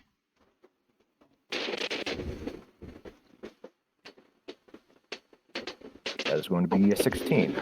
Okay. So looking over him and assessing his wounds, it does seem to be mostly burn. He's alive and well. He's conscious, but definitely heavily wounded. You get the idea that any sort of healing spell would definitely assist him. It might not completely restore him. Okay. Ulbrich will use a level 2 healing, or not healing, but Sure. Cure wounds. Yeah, level 2 cure wounds. Go ahead and roll the heal.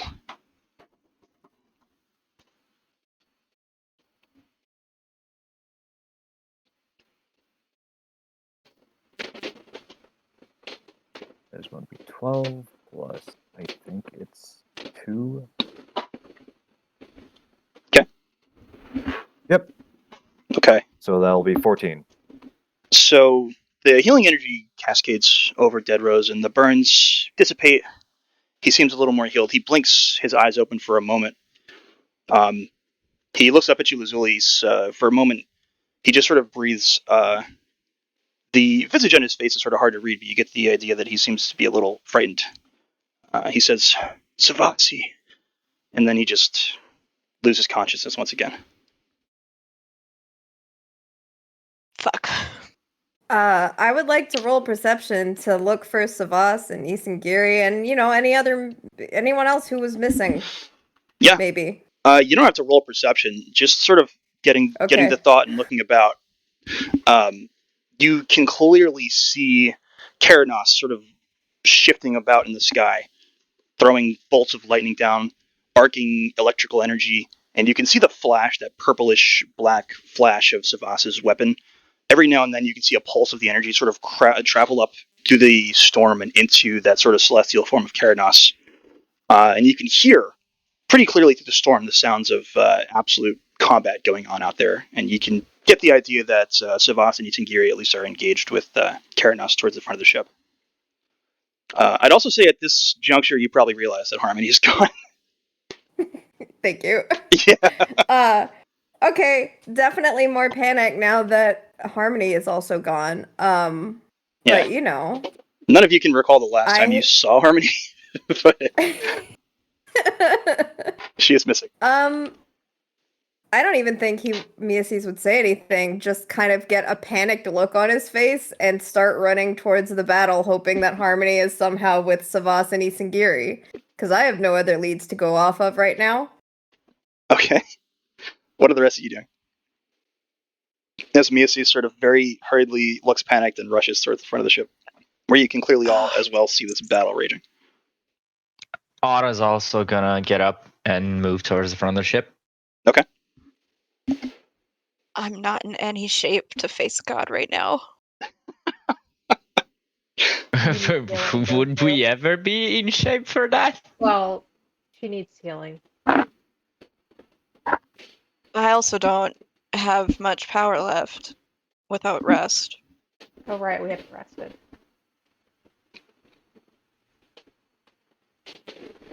But not sure what else we can do.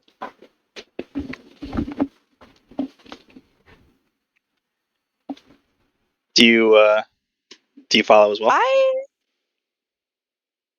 I think I still have a healing potion left. Yeah, you The have. one that you never gave Miasis. Yep. I mean, I gave Macy's an auto one in that fight. You just didn't have it when I wasn't with you. You're right. I was just My carrying them. But yeah, I actually lost what the healing potion did. It is a D8. D8? Yes. Okay. Oops. Okay. 6. Okay. That'll do the trick. Yeah, I'm totally fine now. I can definitely take one hit from a god. And Nothing bad will happen. does our cleric have any additional healing you do? If not, I can cast a healing spell. I have a mass cure wounds that I haven't used, but I think you should save that. Yeah, that should be saved Yeah. because I have Cure Wounds, which is it's a level 1 spell with a 1d8, but then I can also cast it as a higher level for an additional d8 for each. Whatever you're willing to spare. I haven't used any spells. I'm pretty certain I haven't. So, yeah, no, you've been sticking with the wild shapes. How much healing do you need? A fair amount. Oh my god. Otto is You rushed also to have a- combat with 0 spells and a dream.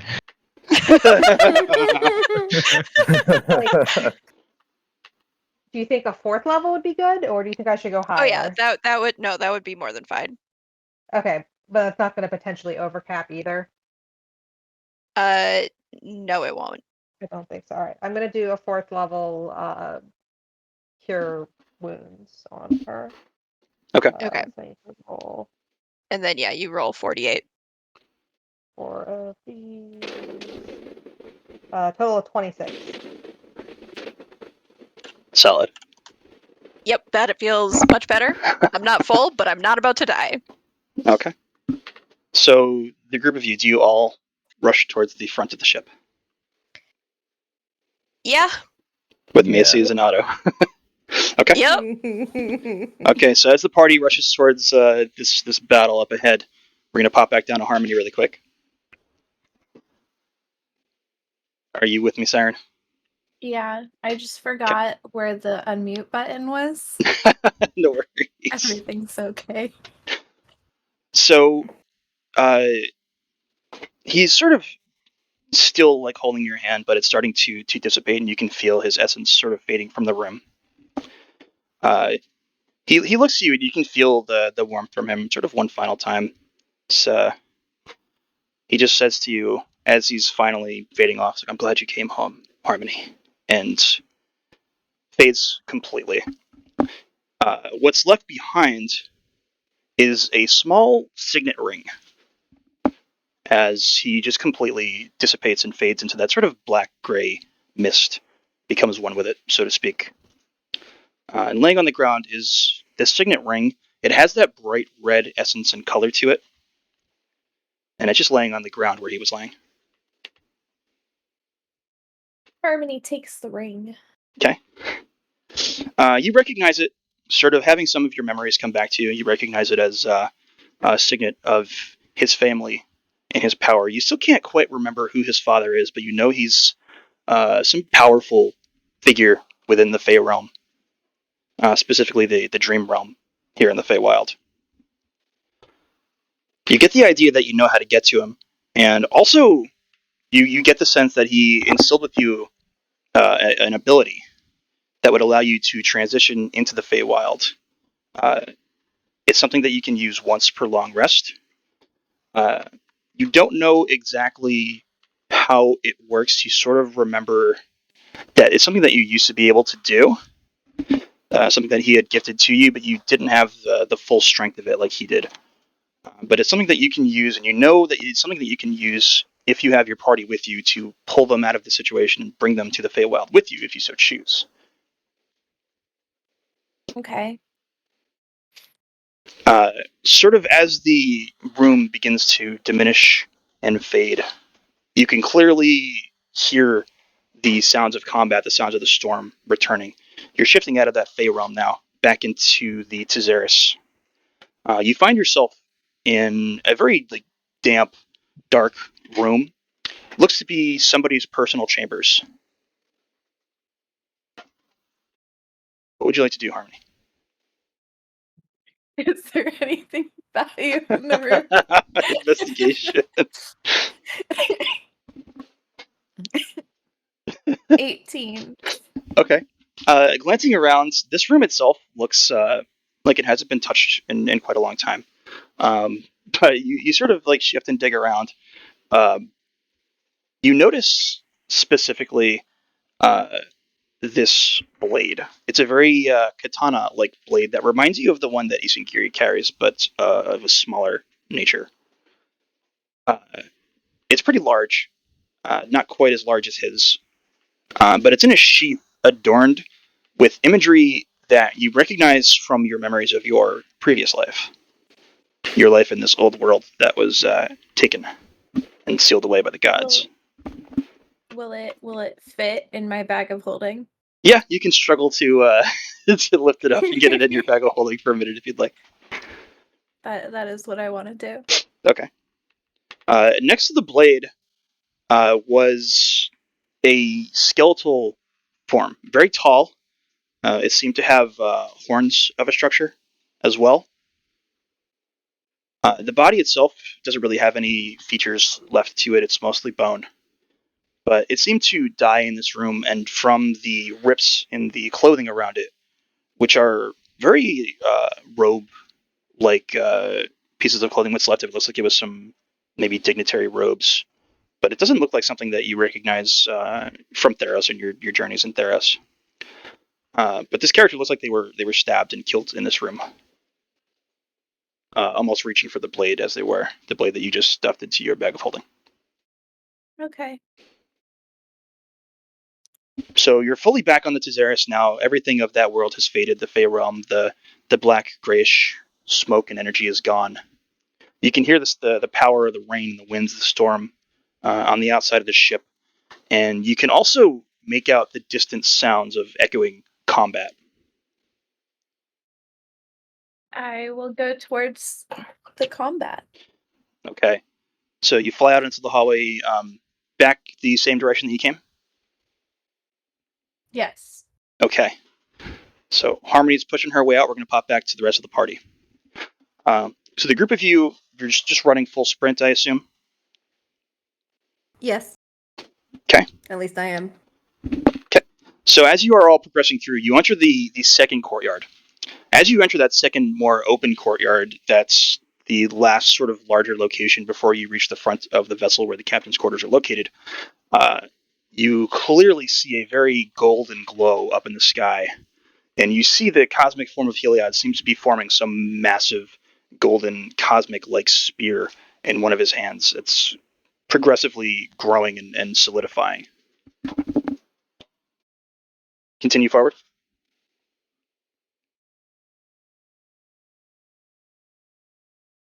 Does this spear look like it's gonna get chucked at the ship? Not a bad assumption.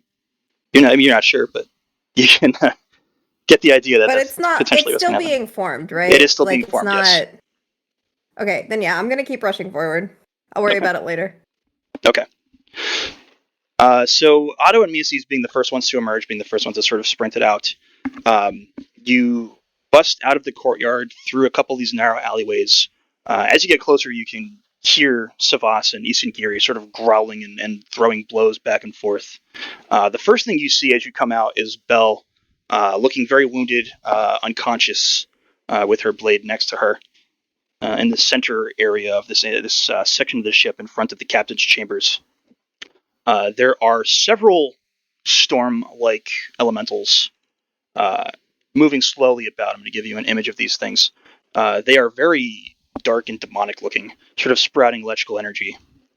They are between you and what you can see now is Savas and Isengiri that are battling both these creatures off and also deflecting and exchanging blows with Keranos himself, whose form has slowly taken a smaller shape below the more cosmic celestial form of him up above that resembles kind of what you would experience with Heliod a moment ago.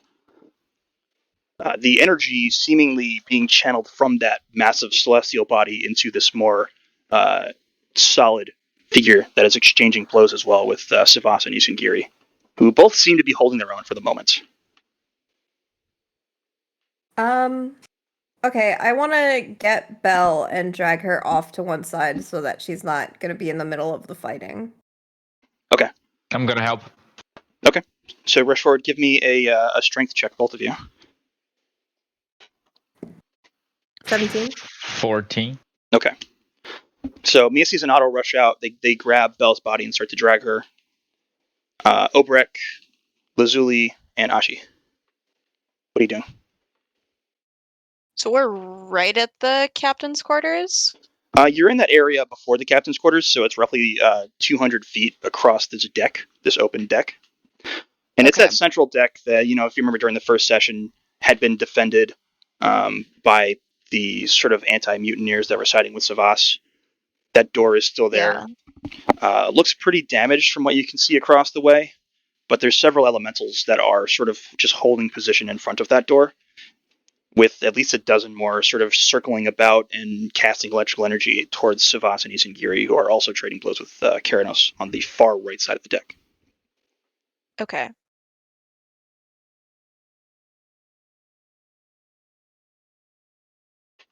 And how big are these? They're They're about 9 feet tall.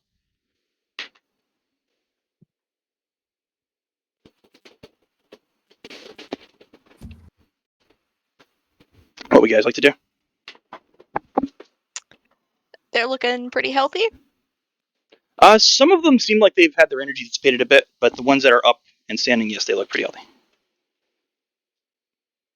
None of them seem to be taking notice of you particularly at the moment. There's 6 of them standing solemnly in front of the entryway to the captain's chambers there, obviously meaning to prevent entry of anybody who would try to get through.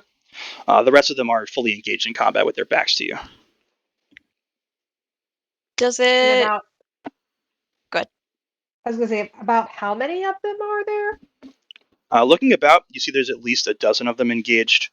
There what look to be maybe several others floating off the side of the vessel behind Keranos that have not currently engaged yet. Plus the ones that are standing in front of the door. Yeah, additionally those 6 in front of the door. Okay, so there's at least 24 in the vicinity. Roughly, you can guess, yeah. Absolutely.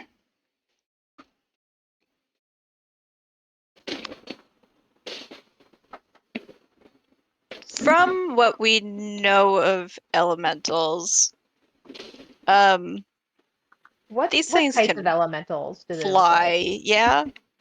They can fly, yes. And they look to be lightning or storm elementals.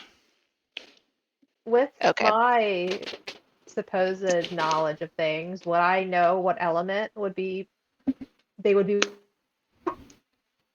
Oh, sorry, you cut out. What were you asking? What element they would be weak to?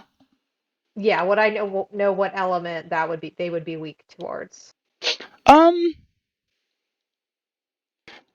I'd probably say you have enough knowledge. Let's see. So these specific elementals, I'd say you know that they are immune to lightning and poison, and they have resistance to thunder, and then any sort of like weapon, bludgeoning, piercing, slashing attacks. Okay, so they would be good for. Gotta figure out what Fire wouldn't be a bad choice. You would. Yeah, that's what I was thinking. So fire, well, water can be physical. So I okay. I just have to look something up. No worries. Lazuli and Obrek, anything that you guys want to be doing here?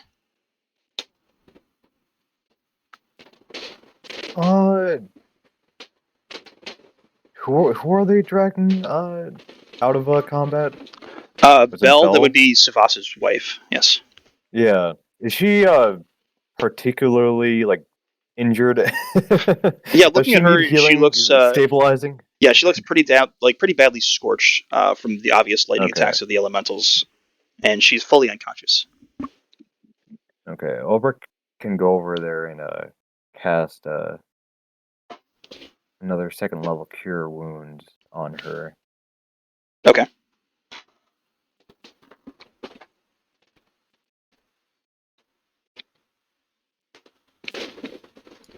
It's going to be 13. Okay.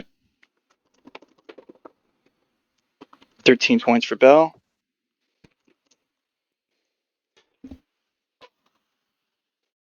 Lazuli. Lazuli feels very useless right now.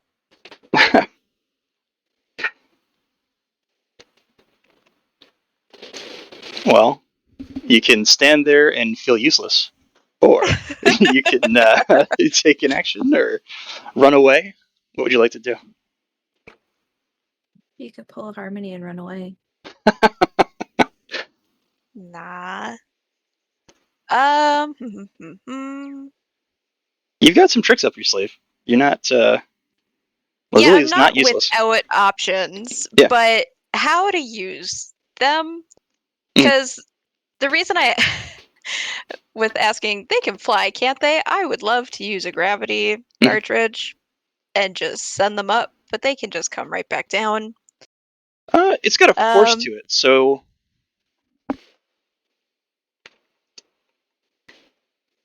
Like, flight isn't exactly a thing that's going to save you from a reverse gravity. Yeah. Is there a heavy concentration of them? Yeah, I mean, the ones that are opposite to Keranos are all very centrally located, sort of forming a half circle around Savas and Isengiri, lobbing attacks.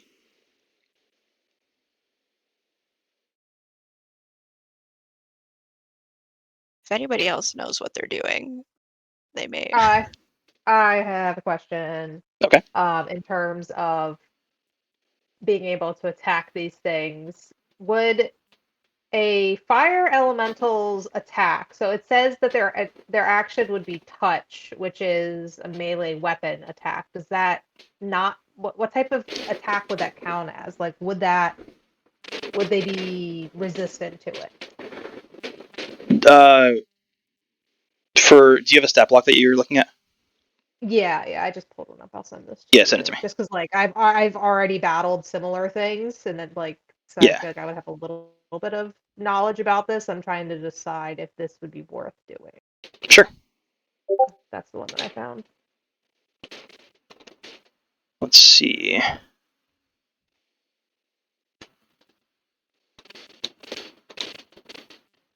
No, these would all be considered elemental attacks. So they'd be fire elemental attacks. So, like, if you hit the thing with a fire fist, it's not exactly a bludgeoning attack; it's a fire attack. Okay. All right, then I am going to. Okay, well, I guess more question is this thing. Would it fire elemental? Would it set the ship on fire? So you definitely have like that energy about you, right? So you're passing over this ship. I'd say like you are currently in a storm. It's raining. I feel like it's a bad idea then. It's not that bad an idea. Like, you're not going to set the ship on fire. Everything's very wet and damp. So, if you were in like a dry environment and the wood was dry, you would definitely be lighting things behind you and leaving trails. But in the situation here, like as a fire elemental, you've got that sort of interior energy. So like the rain itself is not going to damage you or bother you. But also, it reinforces the wood of the ship, so it's not going to catch fire. Okay. If you stayed in one so- place for a while and sort of like burned your way through, maybe. But as long as you're burn through the ship. yeah, as long as you're moving Okay. about, you get the idea. You won't actually cause damage. Okay, so while I do not have any, what is it? This. What color am I? Oh, I don't have any more wild shapes left. I instead am going to do a 5th level conjure elemental spell Okay. to summon a fire elemental. Okay. So, and where do you want to summon it? Behind the elementals, or like between you and the elementals? Between me and the elementals. Okay. Because I am keeping concentration on it. Oh gosh, I don't know. Should I attack the? So the ones that are up above with everybody else are already engaged with the people that are already fighting. Yeah, the ones there's 6 at the doorway that aren't engaged that are just sort of solemnly standing their guard. The remainder are all engaged with Savasinis and Giri. And I'd say, I guess, prior to your elemental, or as this elemental is being summoned, does that change your plans, Lazuli? Do you want to do anything? Because if you wanted to do that thing, there is a concentrated space where you could.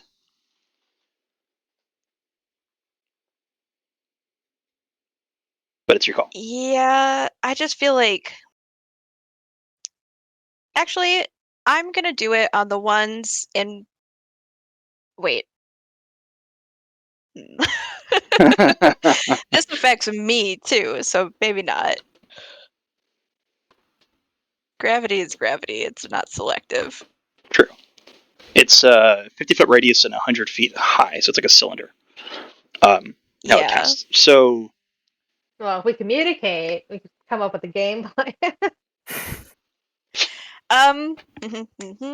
you could definitely use it, like the pack of a dozen of them or so that are engaged with Savasinis and Giri. They're forming this little circle. You can definitely clip them without getting anybody else. There's enough space for it. And if I'd say if Ashi's plan is fire elemental charge, that would clear the way. I mean, If it works out, pretty you much. intend to. Sure. Let's try it. I'll go ahead and Wait, so the yell 6 to. elementals, do we have to go past them to get to where everybody else is? They're on the opposite end of the deck in front of the captain's quarters, which is directly across from you. The fight itself with Keranos is going off on the right-hand side of the deck. Okay, so but we Yeah, could they're still on the just, like, far end. Okay, but so we can still walk straight across and Yeah. not get in the way of that. Okay, all right, now I have it laid out now. Yeah, for the moment, they're not bothering with you at all. They seem to be holding their posts. Whether that'll change or not is entirely different. But at the moment, they are not attempting to engage you. They seem to be just holding that doorway. All right, I'm leaning towards going towards the ones that are in active combat then. Yeah, definitely going towards them. So the group of I you, can. you've got a minute to yourselves as well if you want to coordinate. You've got Otto and Miaces and Obrecht there as well. Yeah, if you want to. All right. Short planning. Yeah. Quick huddle here. Alright. I can incapacitate a good portion of them. It won't damage them, but it'll stop them from attacking for at least a little bit. Enough And I of can us. summon And a enough fire of. and small to help take out the others, or to help fight with whatever we're fighting. Um.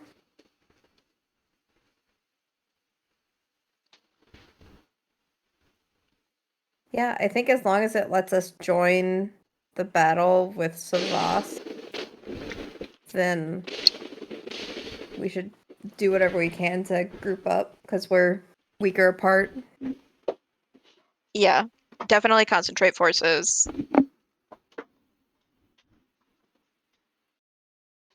Okay. All right. Well, Good plan. Yes. Otto, do you have anything you want to contribute? I know Nope. you're spellless. Nope, not yet. um.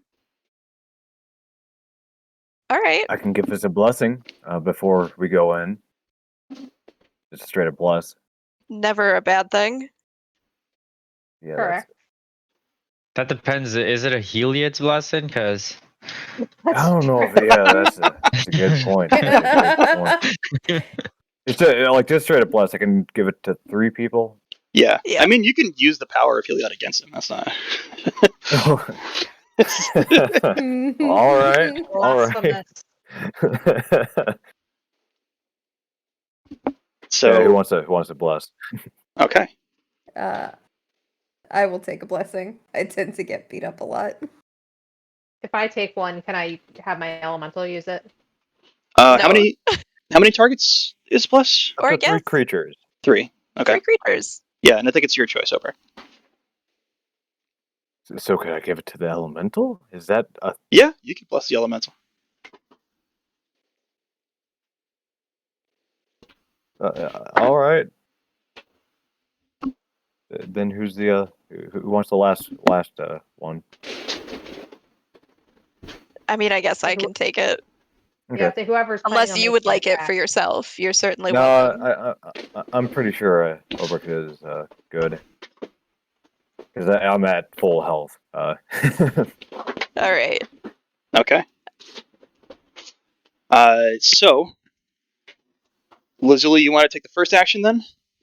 Yeah, let's get in there and fire off a gravity cartridge. Okay. So Lazuli, you're gonna take the first, and then Ashi, you're gonna send in your elemental.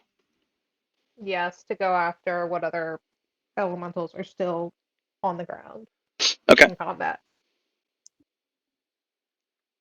And Macy's, what's your first action that you want to take?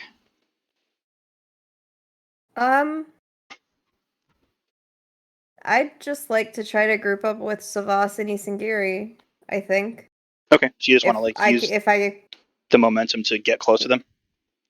yeah, if a path opens up, I want to close that gap so that I can support in the fight against Keranos. Okay. And Otto. Huh?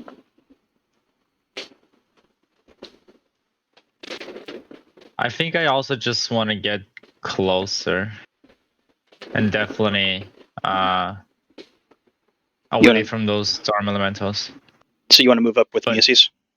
Yeah. Okay. And Obrick.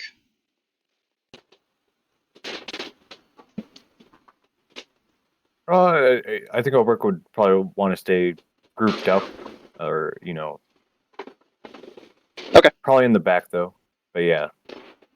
Okay. Do not be a front line. So if I've got this right, Lazuli, you're going to sort of fire the first action. You're going to fire off your reverse gravity, correct? Yep. Okay, and then Ashi, you're going to have your fire elemental sort of lead the charge. What do you want the fire elemental to do?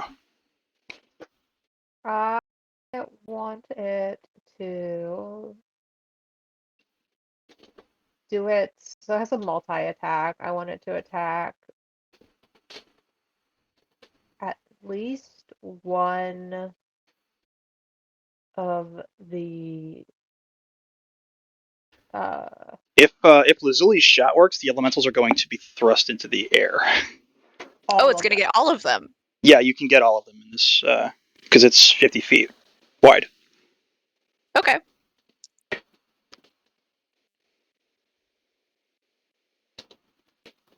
And the only way that they can resist is to grab something, and there's nothing for them to grab. So They would be vulnerable in the air and could take attacks up there, but it would be Yeah. at range. they'd also, if it works, they're going to be pulled about 100 feet up.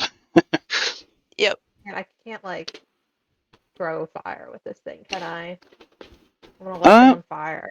I don't think you can throw fire. It does fire form, illumination, multi-attack. No, he can't throw fire. He can just sort of slap people with fire.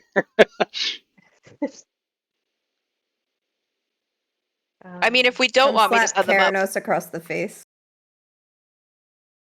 is Keranos in range? So what? How are Isengiri and Savas actually fighting right now? So Keranos again has more of a humanoid physical form that's being channeled from beneath that massive celestial body. So this form that he's taking currently in combat is similar to the one that you had experienced with Heliod moments ago. Oh, he's on the ship. Yeah, he's on the deck. He has a bit of a physical form. You can't really make out exactly like what it looks like, but it has a similar visage to what he appears like with that cosmic body in the sky next to the same cosmic appearance of Heliod. There's no physical apparition of Heliod at the moment. He's just up forging that spear. You can see sort of channeling power to forge the spear. But Keranos himself does have a physical manifestation on the deck that is engaged on the opposite side of Savas and Yusengiri, who at the moment are trading blows back and forth from behind them from these elementals and then from the front against Keranos.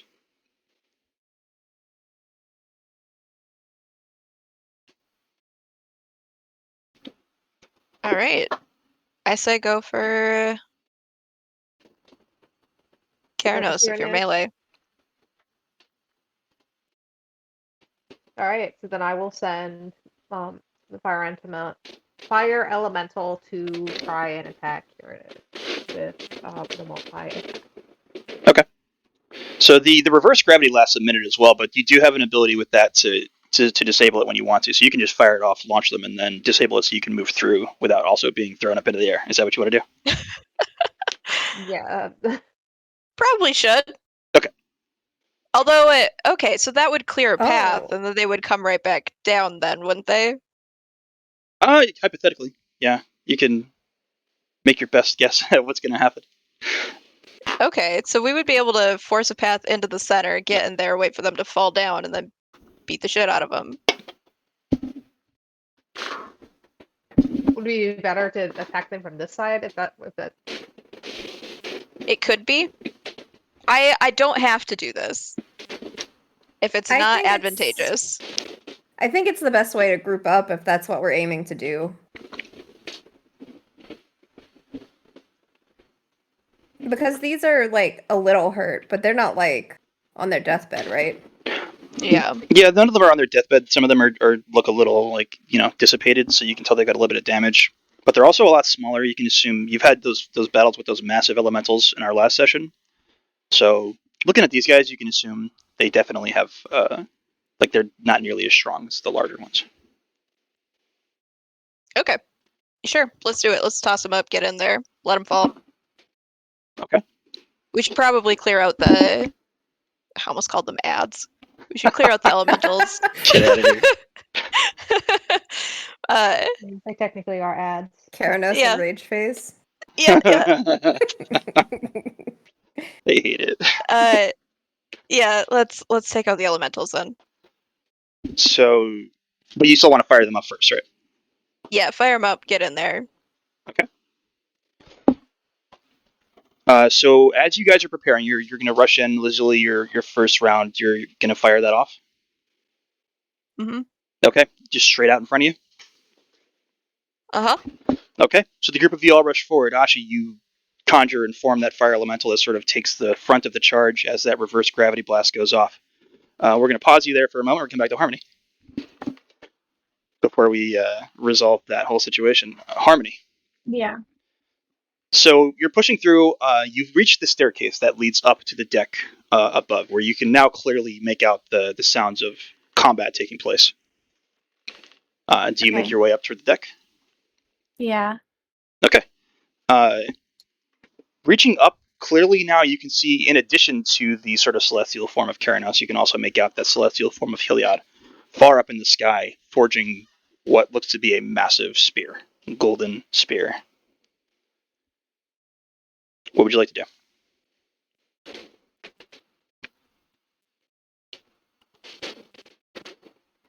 Kill them both.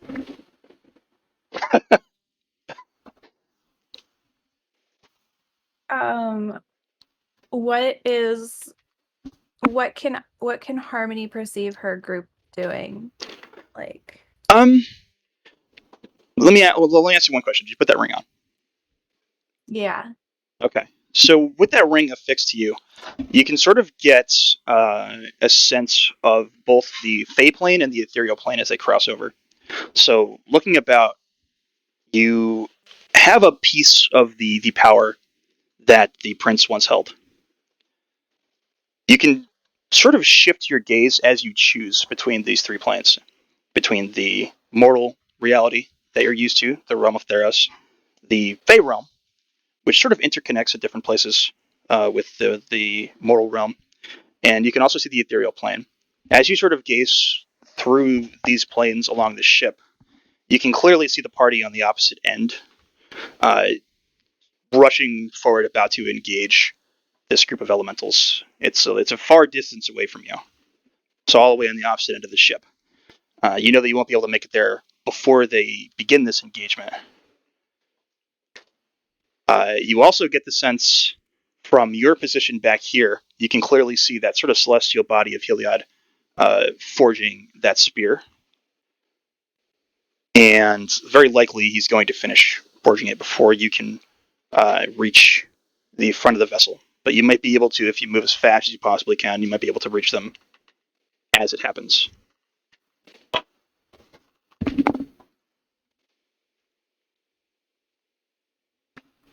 Oh, goodness. What would you like to do?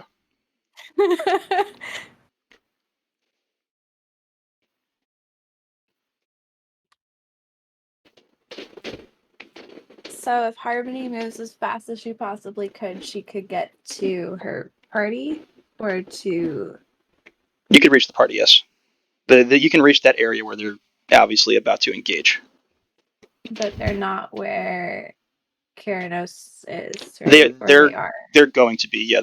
You can clearly see them rushing forward at the moment. Oh, okay. Towards That's an what I engagement. wasn't sure of. Like, I thought, for whatever reason, my brain was telling me that Keranos and the elemental things were not in the same area. No, everybody's in the same plane. So basically, you're reaching the top right as I finish their sequence. Alrighty, we'll go. I'll have Harmony rush over there then. Okay, so I'm going to ask you, what's your intention when you reach the party? What do you want to do? Is there a likelihood of us surviving whatever is going to occur? From the vision that you received from the prince himself, and sort of the like his intent and will was to give you the strength so you could pull them away from this situation into the Fey realm, because there's likely no chance of surviving it. Okay, well then that is my intention, is to get close enough so at the very least she can save one, or if not all of them. Okay, so I want you to roll athletics for me 4 times, Harmony. Oh no.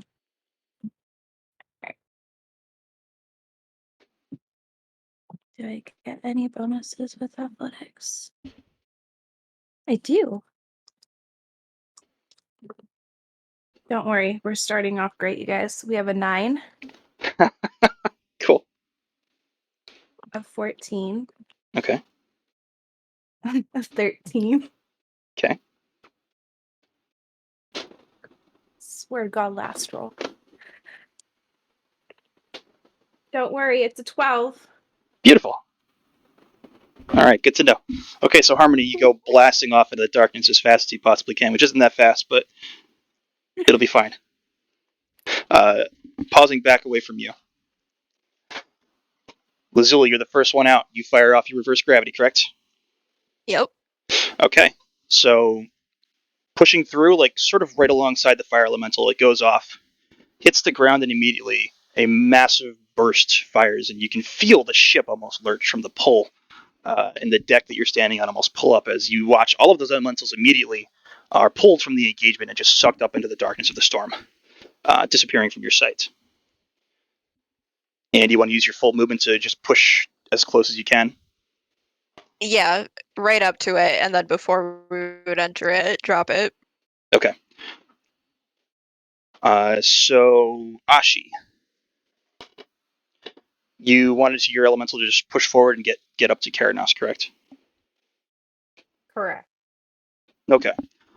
So as you're pushing forward, you see Savas sort of exchange. He pushes away from a blast from Keranos, from the palm of Keranos, this sort of celestial form of him channeling energy through that physical form and blasting it at Savas, who is able to evade and takes a slash with his blade that fires a burst of energy from it in sort of a slice towards Keranos, who protects himself with a bit of some sort of powered shield that he projects.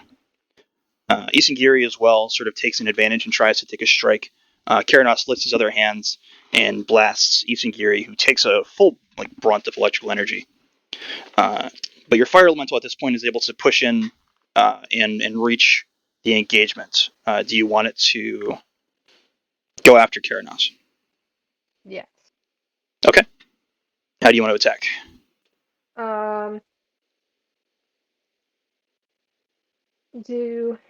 Just do its multi-attack of the 2 melee fire weapon attacks. Okay. Go ahead and roll the attacks. I think it's a plus 6 to hit, yeah. Yeah.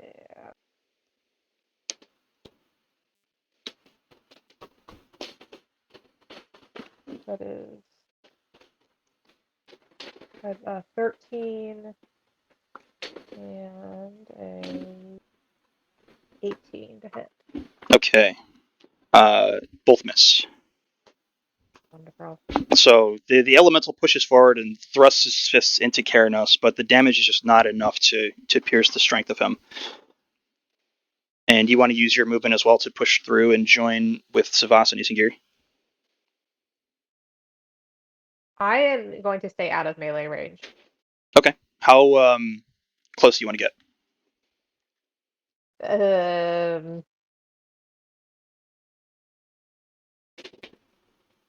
I guess how much space is there between where they're fighting and where these elementals are going to come back down on our heads? Probably about 10 feet between the backs of Isengiri and Savas. It's where the elementals would come back down, should they? Okay, I guess I'm going to be in there somewhere.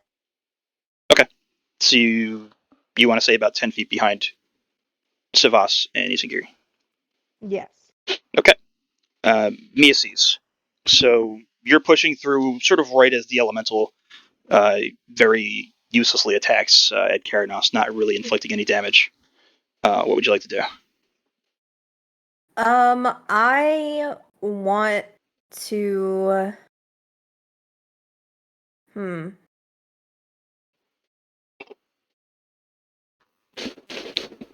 I'll I guess attack at Keranos.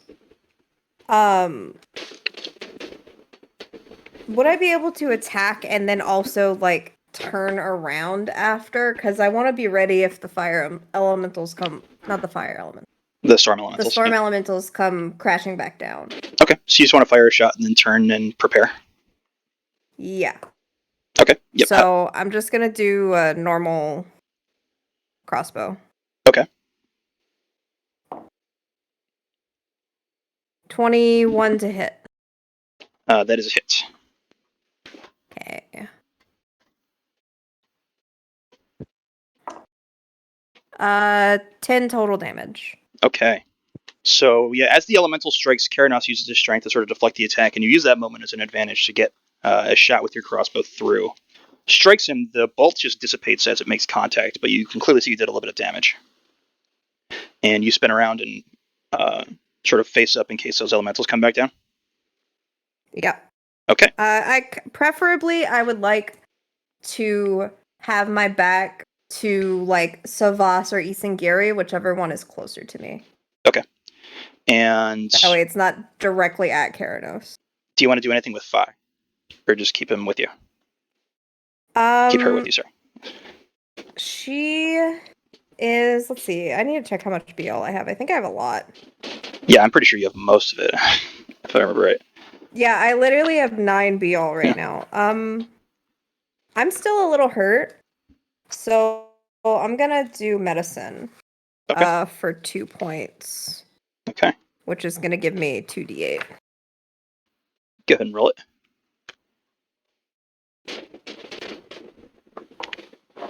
10 total points. Excellent. Okay. So And she's still just staying on your shoulder, I assume? yeah, she's well, can she hover near me? Or does she have to be like, okay, yeah. No, Can she still can. hover like right near me. Okay. Yeah, it's like it's pretty, windy and gusty here, but she's strong enough that she can stay close to you. Okay. Okay. Then yeah. She'll stay near me. What you got, Otto? How close can I get to Keranos? You can reach Savas and Isengiri and get like 5 feet from them, which would put you about 15 feet from Keranos. Oh, I'm good at staying like 60 feet. Okay. And all I got is Vicious Mockery. Okay. So as the party sort of rushes forward, you hang back a bit, and how do you want to mock the Storm God? Oh my god, dude, I don't fucking know. I haven't. Oh, damn. If I was your son, I want to kill you too. Ew! Adam coming through with something actually good. And what's the DC? 17. 6 feet. Okay. Does it take half damage? I think with Vicious Mockery, it has no effect if it fails. Let me double check It that. doesn't? Okay. One moment, let me check. Yeah, it doesn't take anything. It doesn't Right. take.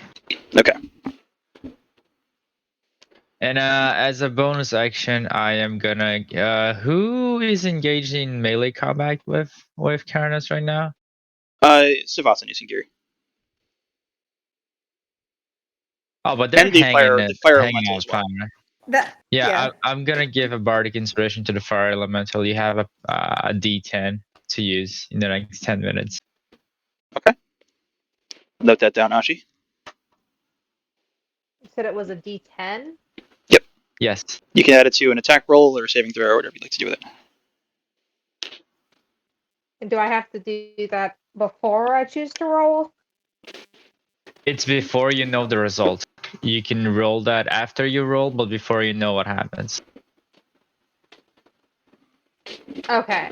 So I can say like, oh, I rolled low on this, so I want to add this, but I don't know what the second roll Yeah, is. so if you Yeah. if you roll like a 10, you're like, okay, I want to use my bardic inspiration, you can add to it. Okay, all right, got it. Thanks. Okay, so is that all, Otto? Yeah. All right, Obrek. Oberg's going to try something new here. Oberg's going to use a shoulder cannon. Hell yeah. That he hasn't used yet. I'm going to try to. Yeah, so he's going to shoot that. Okay. At Keranos? Yes, at Keranos.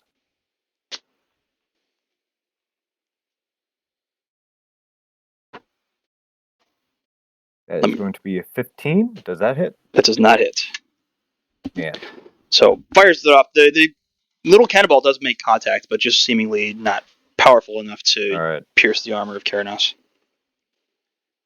Either way, I'm going to use a bonus action to reload, and that'll be that. Okay. So as Oberek finishes Harmony in the distance, you hear the shot of that cannon fire off. You hear it echo as you're pushing through. You reach the first courtyard. You cross through. The courtyard itself, like as you're passing through, you can see the like latent energy of the encounter that the party had with Heliod. You can feel the both the warmth and the cold of the interactions that happened there as you pass through. As you approach, you can clearly see a couple areas that you can, if you successfully reach the party, pull them with you into the Feywild. There's a couple little places that you can pass through the ethereal plane into the Feywild here. There's one that is in the courtyard ahead of you before you reach the central area. You know that if you reach this point, you can sort of connect yourself with it, almost like momentarily stop and attune to it, and then you can reach the party and you can bring everybody back through to the Feywild with you in this location. Looking through it, just at the speed that you're moving, you're not going to really know exactly where in the Feywild it leads, but you know it'll get you out. There's another similar location that's closer to where the party is fighting right now. It's another location, again, you can reach it and sort of attune to it before you reach the party and pull them out. Your attempt to pull them out if you choose. It's on the main deck across from the captain's chambers, off on the left side of the ship. Again, you're not really going to have time to know exactly where in the Feywild either of these locations will take you, but which one do you want to focus on? Oh no. Do I go for the one that's closer or the one that's... I don't know. Alright, where did my D20 go? Oh no, I lost it. Oh, I put it away. I'm gonna roll a dice. Okay. And if it's above 10, it will be 1. And if it's... Okay, we're gonna do the one that is right here. The one that's in the next courtyard up, the closer one. No, the one that's right here. There isn't one right here. You're in a courtyard. There's one ahead of you in the next courtyard, and then there's one further off on the left on the Okay, main deck. so yeah, the one that's in the next courtyard. Okay, perfect. Okay. So you make your decision and you follow the right-hand side alleyways towards that courtyard. Which brings us back now to the party. Keranos retaliates with a few attacks.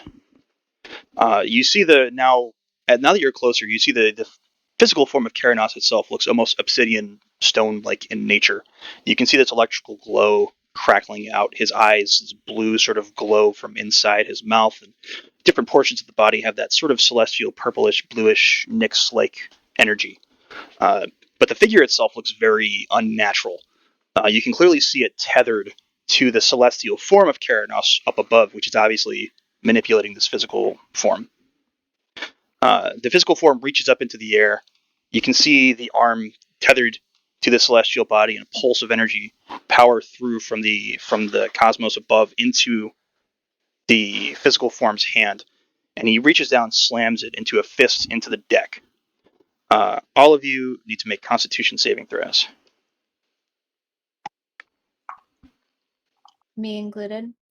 No, not you. Sorry. Everybody Okay. except Harmony. I got 11. Okay. 17. Dirty 20. 15. 22. Okay. So an electrical energy sort of pulses and travels through the deck. You see it damage both Keranos and Isengiri as the sort of electrical energy surges through them and crackles. You can hear them sort of shout with the pain of it. Isengiri much less Hold on. so. You notice. It damages Keranos or it damages Savas? Savas and Isengiri. It's being emit from Okay. Keranos. Okay. Lazuli, you take 8 points of damage as you resist the most of it. Ashi as well, 8 points of damage. Obrek, 8 points of damage. Mia Seasonato, you both take 16 points as the energy sort of pulses through and travels through your bodies much more effectively. Is mine halved again? I have resistance You have breathing? Yes. Okay. I always forget that resist. Sure do. I can't hit him, but I can take it sometimes. With his opposite hand, he fires off a almost arced sort of chain lightning, much larger and brighter than the strike from his fist on the ground. Connects directly with Savas first, sort of pushing him back a ways, and then he pulls his fist in, and Savas falls prone forward closer to Keranos now.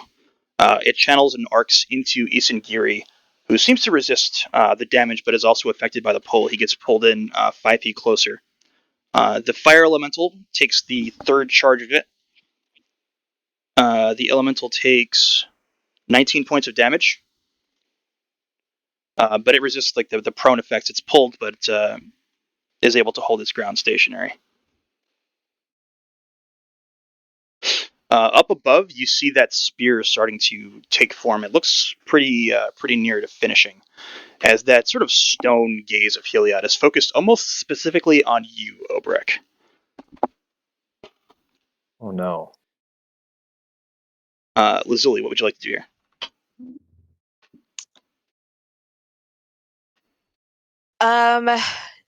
Any sign of the elementals coming back down? Gazing up into the sky, you cannot yet see them now. Okay. I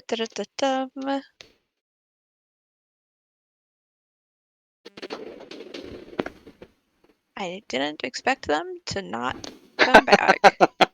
What Well- way is the wind blowing right now? Many directions. Very Many chaotically directions. gusting, yes. Okay. You're not sure if they're going to come back down or not at this point, but they did go 100 feet up into the air, so you get the idea. Yep. You're not sure how long it would have held them up, might take when a they would have minute. falling, but yeah, it might take a minute.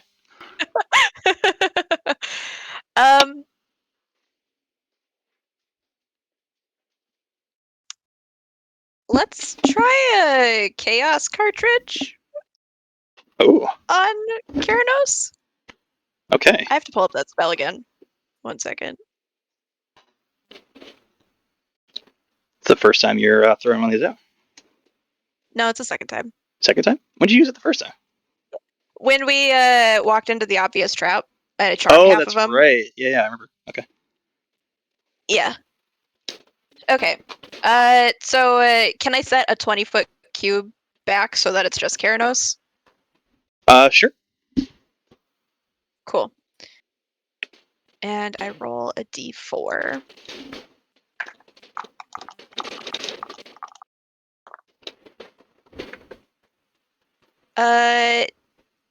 It's this is useful. Drops of molasses hover in the cube, making it difficult terrain until the start of your next turn. So he's Okay. just surrounded by molasses now. Perfect. Yep. So yeah, Is Leslie. molasses flammable? Um, that's a question I thought I'd have to answer. I mean, wouldn't it just burn because it's Time sugary? to Google. Not flammable. Not flammable. Yeah. That's funny. Dry chemical carbon dioxide. Okay, yeah, no. It's not flammable. Interesting idea, though. Yeah, just a little mini chain reaction of a little fire explosion. So yeah, Leslie fires another shot off, and you witness the lovely smell of molasses travel through the combat square as it drips, manifesting from the sky around Keranos, in front of Savas and Isengiri. Yep. Anything else, Leslie? I'll use a bonus action to make it stop raining on us for a second. Okay. Wait, no, we have a fire elemental. Maybe we won't rain. Yeah, we can keep the rain. Okay. Is that That's all? my turn. All right, Ashi. So still no sign of our flying elementals. No, again, gazing up, you can't quite see them yet. All right. Your fire elemental is unaffected by the molasses, obviously. Okay. Good to hear.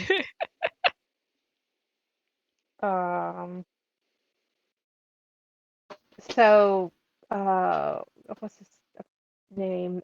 Big Heliod. Mhm. He is still in his like full form. He doesn't have any Like, He doesn't have a anything physical that we could- manifestation. No, yeah, he's still in his full celestial form, forming this spear. I have no ideas for that. Yeah, it'd still just be rough terrain. Just a little thicker molasses. All right. We are going to attempt to attack our Keranos again. Okay. Remember, you have your inspiration as well if you want to use it. Okay.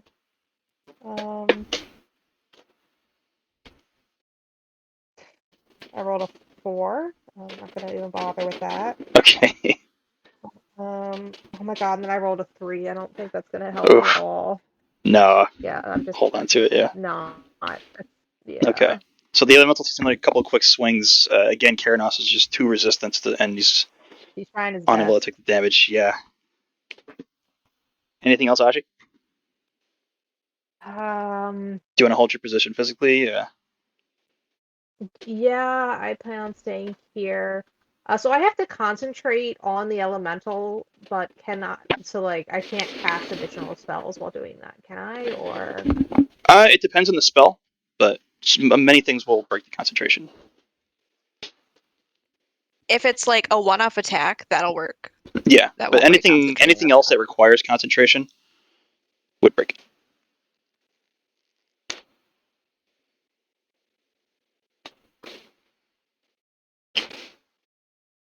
my spells suck.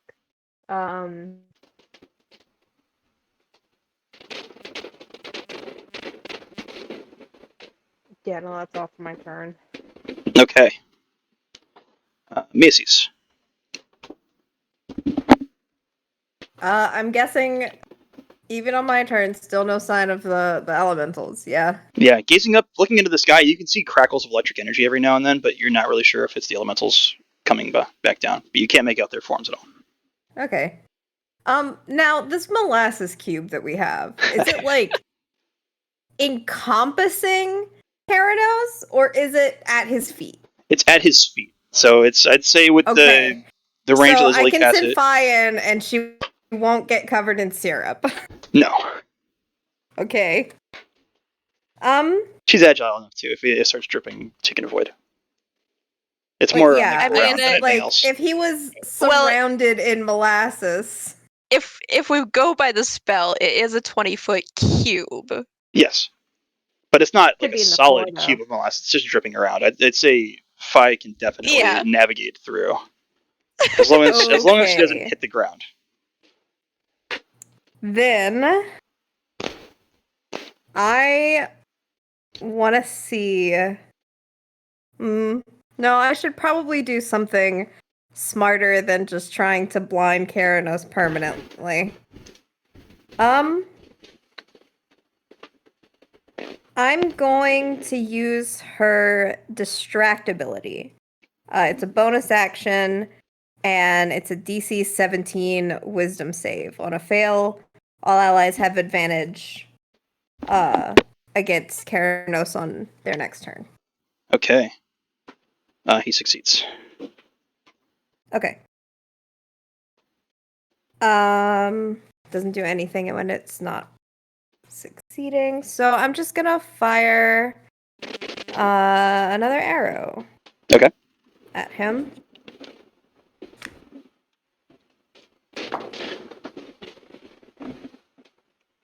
Uh, 17 to hit. Not a hit. Okay. Okay, so Fi comes in, attempts to distract, but Keranos completely ignores the bird, and the arrow comes through again, makes contact with his more like obsidian stone form, but does not have any effects it dissipates into him. Anything else, Macy's? No. All right, Otto. The only thing that I can do is insulting. What do you got for him this time? Is Heliad still in the sky? Yes. The Okay, so celestial I'm gonna form of him look. is up there still. I'm gonna look both to Heliad and to Keranos and say, even as gods, I think that more people will celebrate you dying than mourn you guys. Which one of them are you targeting with it, though? Keranos. Okay. Fails the save. So you get the essence, that physical form of him and the celestial form at the same time, both sort of gaze at you with a scowl. Go ahead and It's roll a your 9 9 damage Yeah. and disadvantage, right? Yes, he has disadvantage on his next turn of attacks. Okay. Oh, next attack only, not Yeah. multiple, just one. And another. Wait, did the fire elemental use the D10? Not yet. Okay, so I'm gonna give another D10 to who else is in melee combat. Savas or Reese Gary. Nobody else is in melee yet. Okay, Savas then. Okay. And that's my last bardic inspiration. Okay. So Otto shouts an insult towards the gods. Is that your turn, Otto? Yeah. All right. Brings us to Obrek. I'm gonna start getting a little closer now too. I'm gonna move a little bit. What's a little bit? How close you want to get?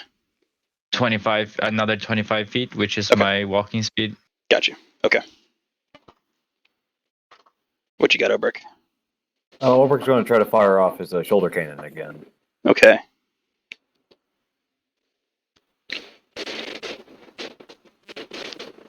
That is going to be 11. So yeah, you fire the shot off again, makes contact with that almost stone-like celestial form of him, and does not do any damage as the shot itself just dissipates into his form. This doesn't seem to be very effective, but best I can do at the moment. Anything else? Bonus action reload. Okay.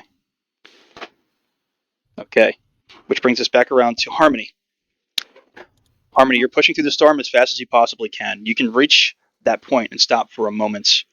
You can feel the connection past the ethereal plane to the Feywild beyond. You can sort of see just a very bright color, but you can't exactly tell where it's going to drop you specifically unless you spent more time here. You want to just quickly use the ring to attune and then move on? Yes. Okay.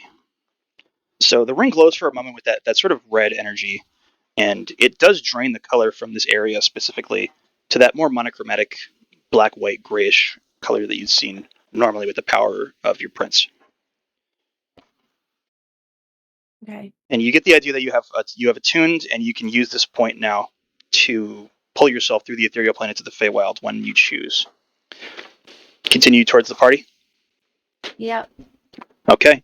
So you use the remainder of your movement with the athletics roll that you gave me to push through the rain.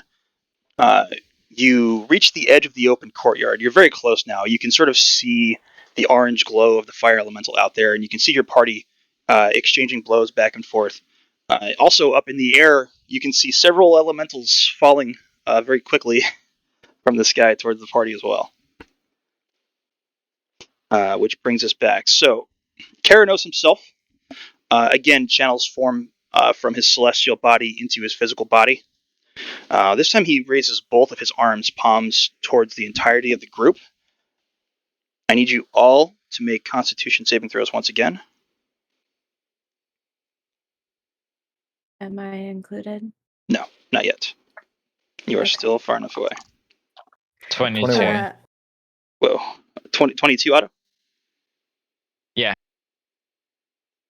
15. I got a nat. 14. Nat 20 Mises? Yeah. Okay. Obrick? 21. Okay. So another massive blast of electricity forks from the palms of Keranos. You can see his celestial form glow, almost brighter, as the energy channels through, and the resulting pulse of the electricity fires through and connects with all of you. Miaces, Otto, and Obrek. You take 16 points of damage. Lazuli and Ashi, you take 32. But Lazuli, you half resist, so you also take the 16. 16. Yeah. And your fire elemental also takes 16. Ashi.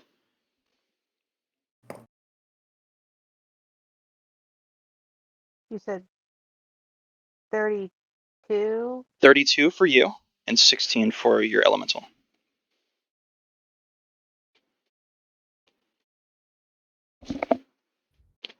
And he's going to use a legendary action now.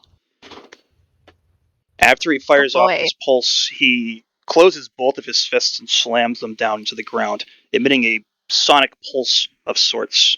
I need all of you to make dexterity saving throws. 28. Sorry, how much was for the elemental? Oops, sorry, what's that, Ashi? How much was it? How much HP was it from the elemental? Was it 16? 16 points before, yes. Okay. What was your Lizuli, your roll? 23. I got a 14. 14 from Otto. What was yours, Miasis? 28. Obrick? 15. 15. And then Ashi?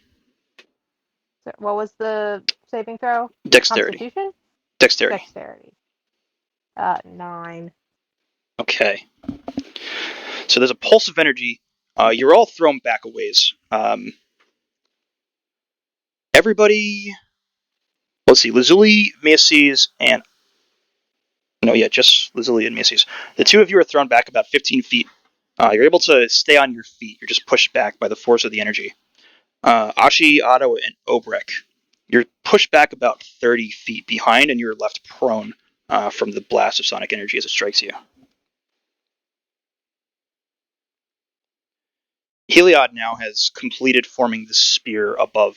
You can see it now glowing with golden, orangish, almost flame-like energy.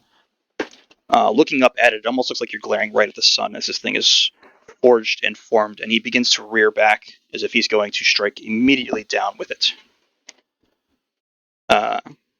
Lazuli, what would you like to do? Yep.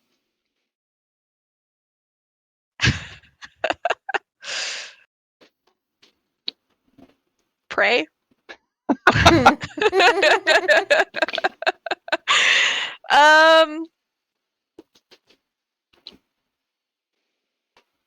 Man, I don't suppose it seems like there's any identifiable way of how to not take that.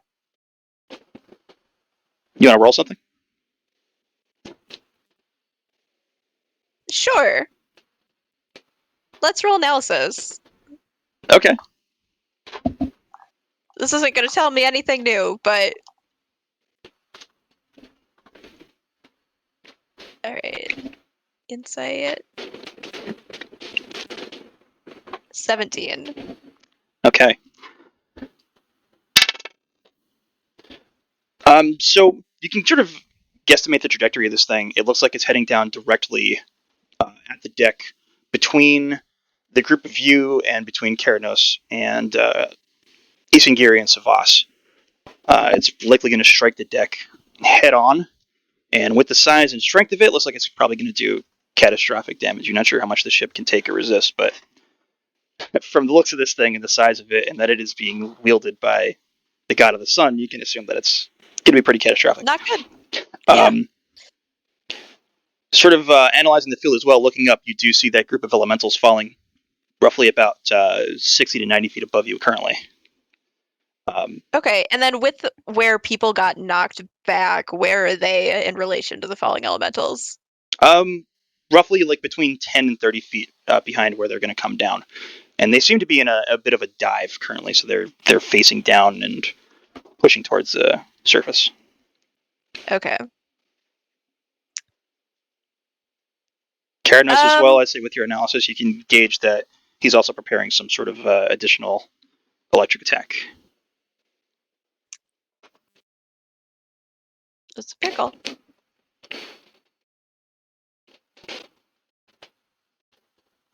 Who is closest to me for who got knocked prone?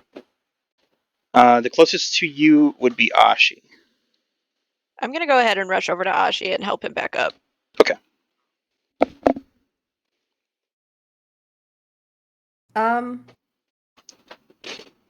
I guess same question for me. Who's closest to me? Besides Ashi? Otto. Otto? Okay. Then, yeah, I'm gonna run back and do the same thing. Well, when it's your turn, you will. Oh, sorry. I thought that You're Lazuli was finished. No worries. No worries. So bonus action, change the direction of the wind. Can I make the wind go up? You can. Is that what you want to Sure. do? Okay. Yep. Wind go up towards the elementals. Push towards the elementals. Okay. That's my turn. All right. Ashi. Lazuli has just sort of helped you up and fired this burst to rechannel the wind up. And it is seemingly holding the elementals, slowing them. Not completely stopping them, but slowing them as they come down. Can I look around to see, like, means of escape or, like, how to not just get obliterated? Looking around, give me perception. I guess Sure. that's what it is. Perception.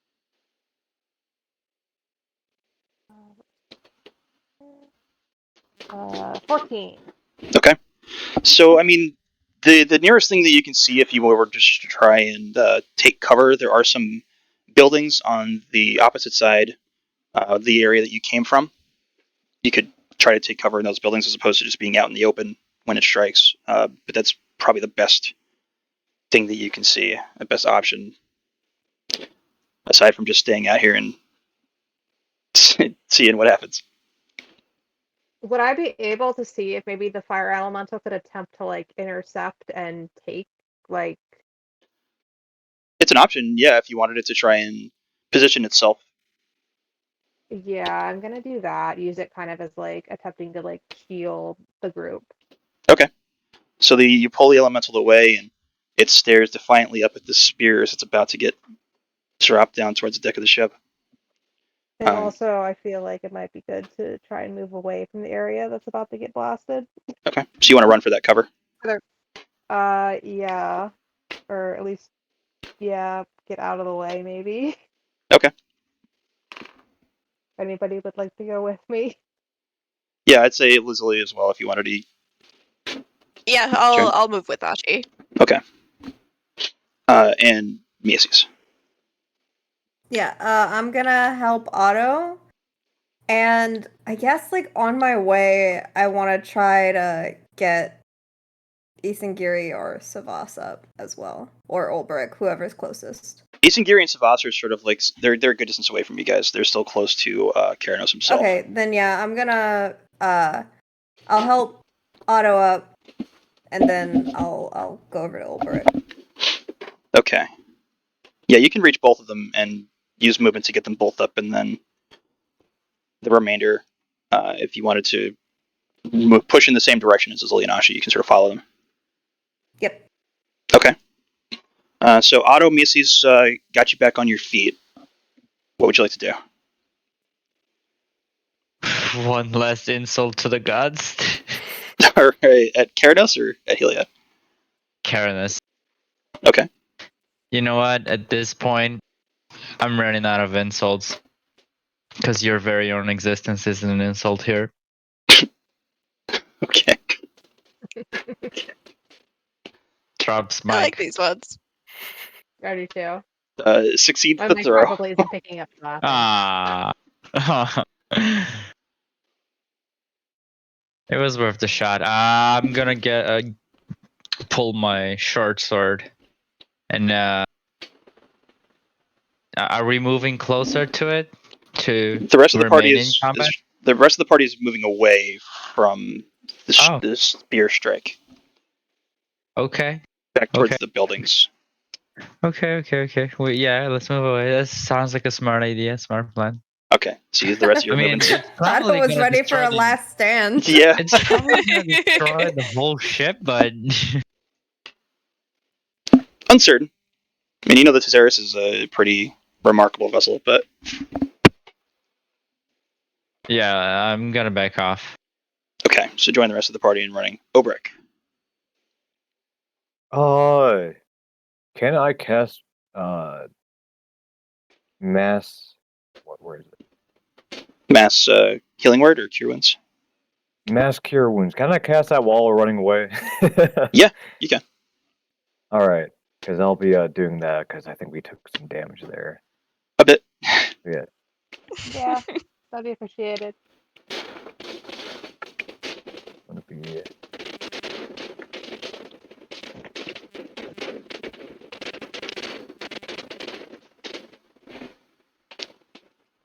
Let me know what the heal rolls out to.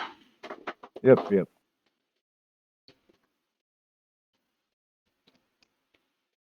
It's going to be 31. Okay. So for everyone, or For 6 people in a 30-foot radius. So the party and plus you could do the elemental. Yeah, I guess. Yeah, since the elemental is still, around us, right? What's the Okay. range on it? 30-foot. Okay. 30-foot radius. So yeah, the party and the elemental you can get for sure. Okay. And also Dead Rose. I assume you still have Dead Rose with you, Lazuli. Yes, I do. Okay. And then push off and move away with the rest of the party? Yep. All right. Brings us to Harmony. So Harmony, you burst out into the courtyard. You clearly see this spear being thrust down towards the deck. You know you've only got moments at this time. You can see a fire elemental sort of standing its ground, preparing to take the brunt of this strike. And you see the party sort of struggling to get each other back up on their feet, and they're running off to your left towards some of the structures out there. You can attempt to pull them into the Feywild with you at this time if you'd like to push forward and rush at them and do that. Will it get everybody? Well, I'm going to have you roll. Oh no. Is that your plan? Yeah. Okay. So you rush out. The massive spear begins to thrust from the sky, slowly, but with enough force that you know it's going to be a massive impact, and begins to release from the celestial hand of Heliod and flow down from the sky towards the vessel. I want you to give me roll a d20. No bonuses for me right now. Okay. Swear to God, if you give me a shitty roll, I'm throwing you away. 17. Okay. One more time.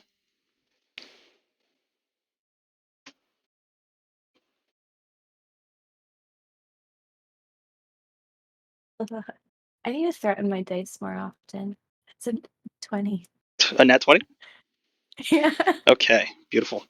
Okay, so Harmony comes rushing out. The party, like, you can just barely sort of see the form of Harmony fluttering in the wind. You can see the bright red glow, that signet ring that she now has on. You reach into the power that the prince gave to you as he passed, and you're able to channel out. You reach out with all of your strength, everything that you've got in you, and you're able to almost leash the members of the party with this energy. The group of you, as you're sort of rushing out, and the heat of the spear is coming down, you feel it about to make contact, the elemental sort of reaching up to take the damage. You feel that energy light like leash around you. You see this black, reddish, whitish smoke emitting from the small form of Harmony, who's just pushing towards you as fast as she possibly can. It wraps around you in different forms, around your shoulders, around your waists. Immediately, your vision begins to change. The color of the area immediately fades from this full-colored, massive storm to this monochromatic black-white. You're pulled, all of you, from reality for a moment. Harmony, you as well. In the final moments, you pull yourself through into the ethereal plane as that spear strikes and this massive orange golden glow erupts, and you're not able to see exactly what happened and if there was any damage left behind, but you definitely almost felt the pain from the ship itself lurch out into reality around you as you yourself, Harmony, fade off into the ethereal realm. The rest of the party, you are pulled into this very strange, ghostly place for a moment. You feel your forms almost twist and writhe as you're dragged out of one reality into another, and you feel yourself being pulled by these tethers. Harmony, as you navigate the ethereal plane back to that location that you'd attuned to, and you almost literally drag your friends with you through the ethereal plane. You burst out into a beautifully like purple and pinkish golden palace-like environment. Harmony, you come out first. I'm going to give you some images here of where you find yourself.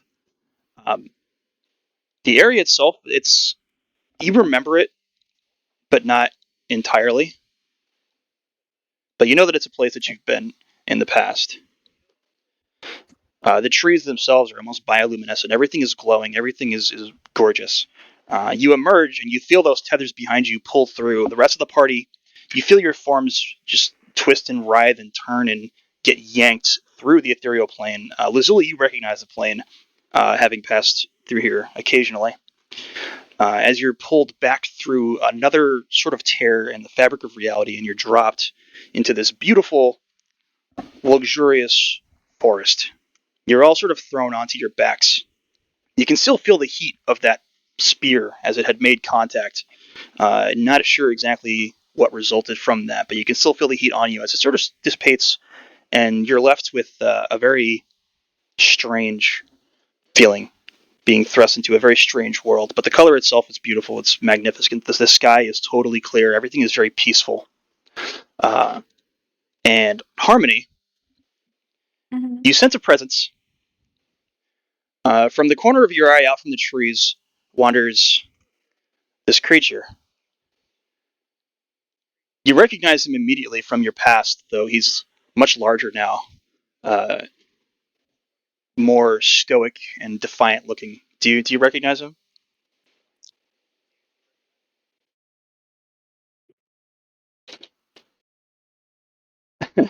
Do you remember him from your one shot? I'm Here, I'm I'll. looking at my list of names Okay. from my one shot. Do you remember And I did not. a small frog with a little beetle Was it mount? Rupp? Rupp? His Or was it name Bluff? Bluff. Bluff. Yep. Okay. So the last time you saw Bluff, he had angled off in a different direction. You chose to go to a different place, but he was much smaller, uh, much less powerful when you had seen him previous. But looking at him now, you can assume that he reached his heart's desire and was granted his wish, because he is a powerful looking warrior at this point. But he steps out from the trees and glances at you. Harmony, I've been waiting. And he sort of just beckons to you. It's this way. And he walks off towards one of the palaces on the horizon. And we'll end there for tonight, since we're ending kind of early. I would like to, before we're completely done, look around. Sure. I'm assuming we don't have Belsavas or Isangiri. You do not. Harmony did not choose to connect with them, but you're not sure what their fates are at this time. They'll be fine. They'll be fine. Anybody else want to do anything in the last moments here before we finish our session? Nope. I'm good. Yeah, nothing that wouldn't just be done at the beginning of the next one. Yeah. Yeah, that's what I figured. We'll push everything out because. Yeah, it's to be like, where are we? What did you do? Yeah. There's a lot of questions, I'm sure. But yeah, good session. Any questions that aren't the usual? What the fuck? No. What the fuck? How are you supposed to fight gods? Like, you obviously have to get a little stronger. You're really supposed to. Yeah. Need to be a little bit stronger. That's kind of exciting to look forward to, though, then. You're welcome. I saved you all. Thank you, Harmony. Yes, thank you. Thank you, Harmony. I'll give you a little more details on some of your new abilities, Harmony. I'll DM you with some stuff. Okay. Did you understand everything I sent you, though, in DM?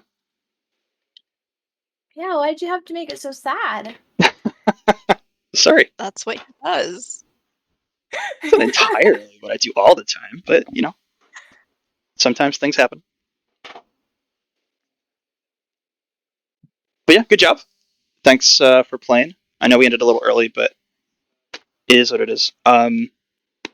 Everybody good for next Monday? Yeah, no, I had to like get up and move like towards the end of this because everybody came home. Yeah, I figured. I'm hiding in a bedroom. It's all good. We're all good for next Monday, though? Oh yeah. Yep. Yeah. Okay.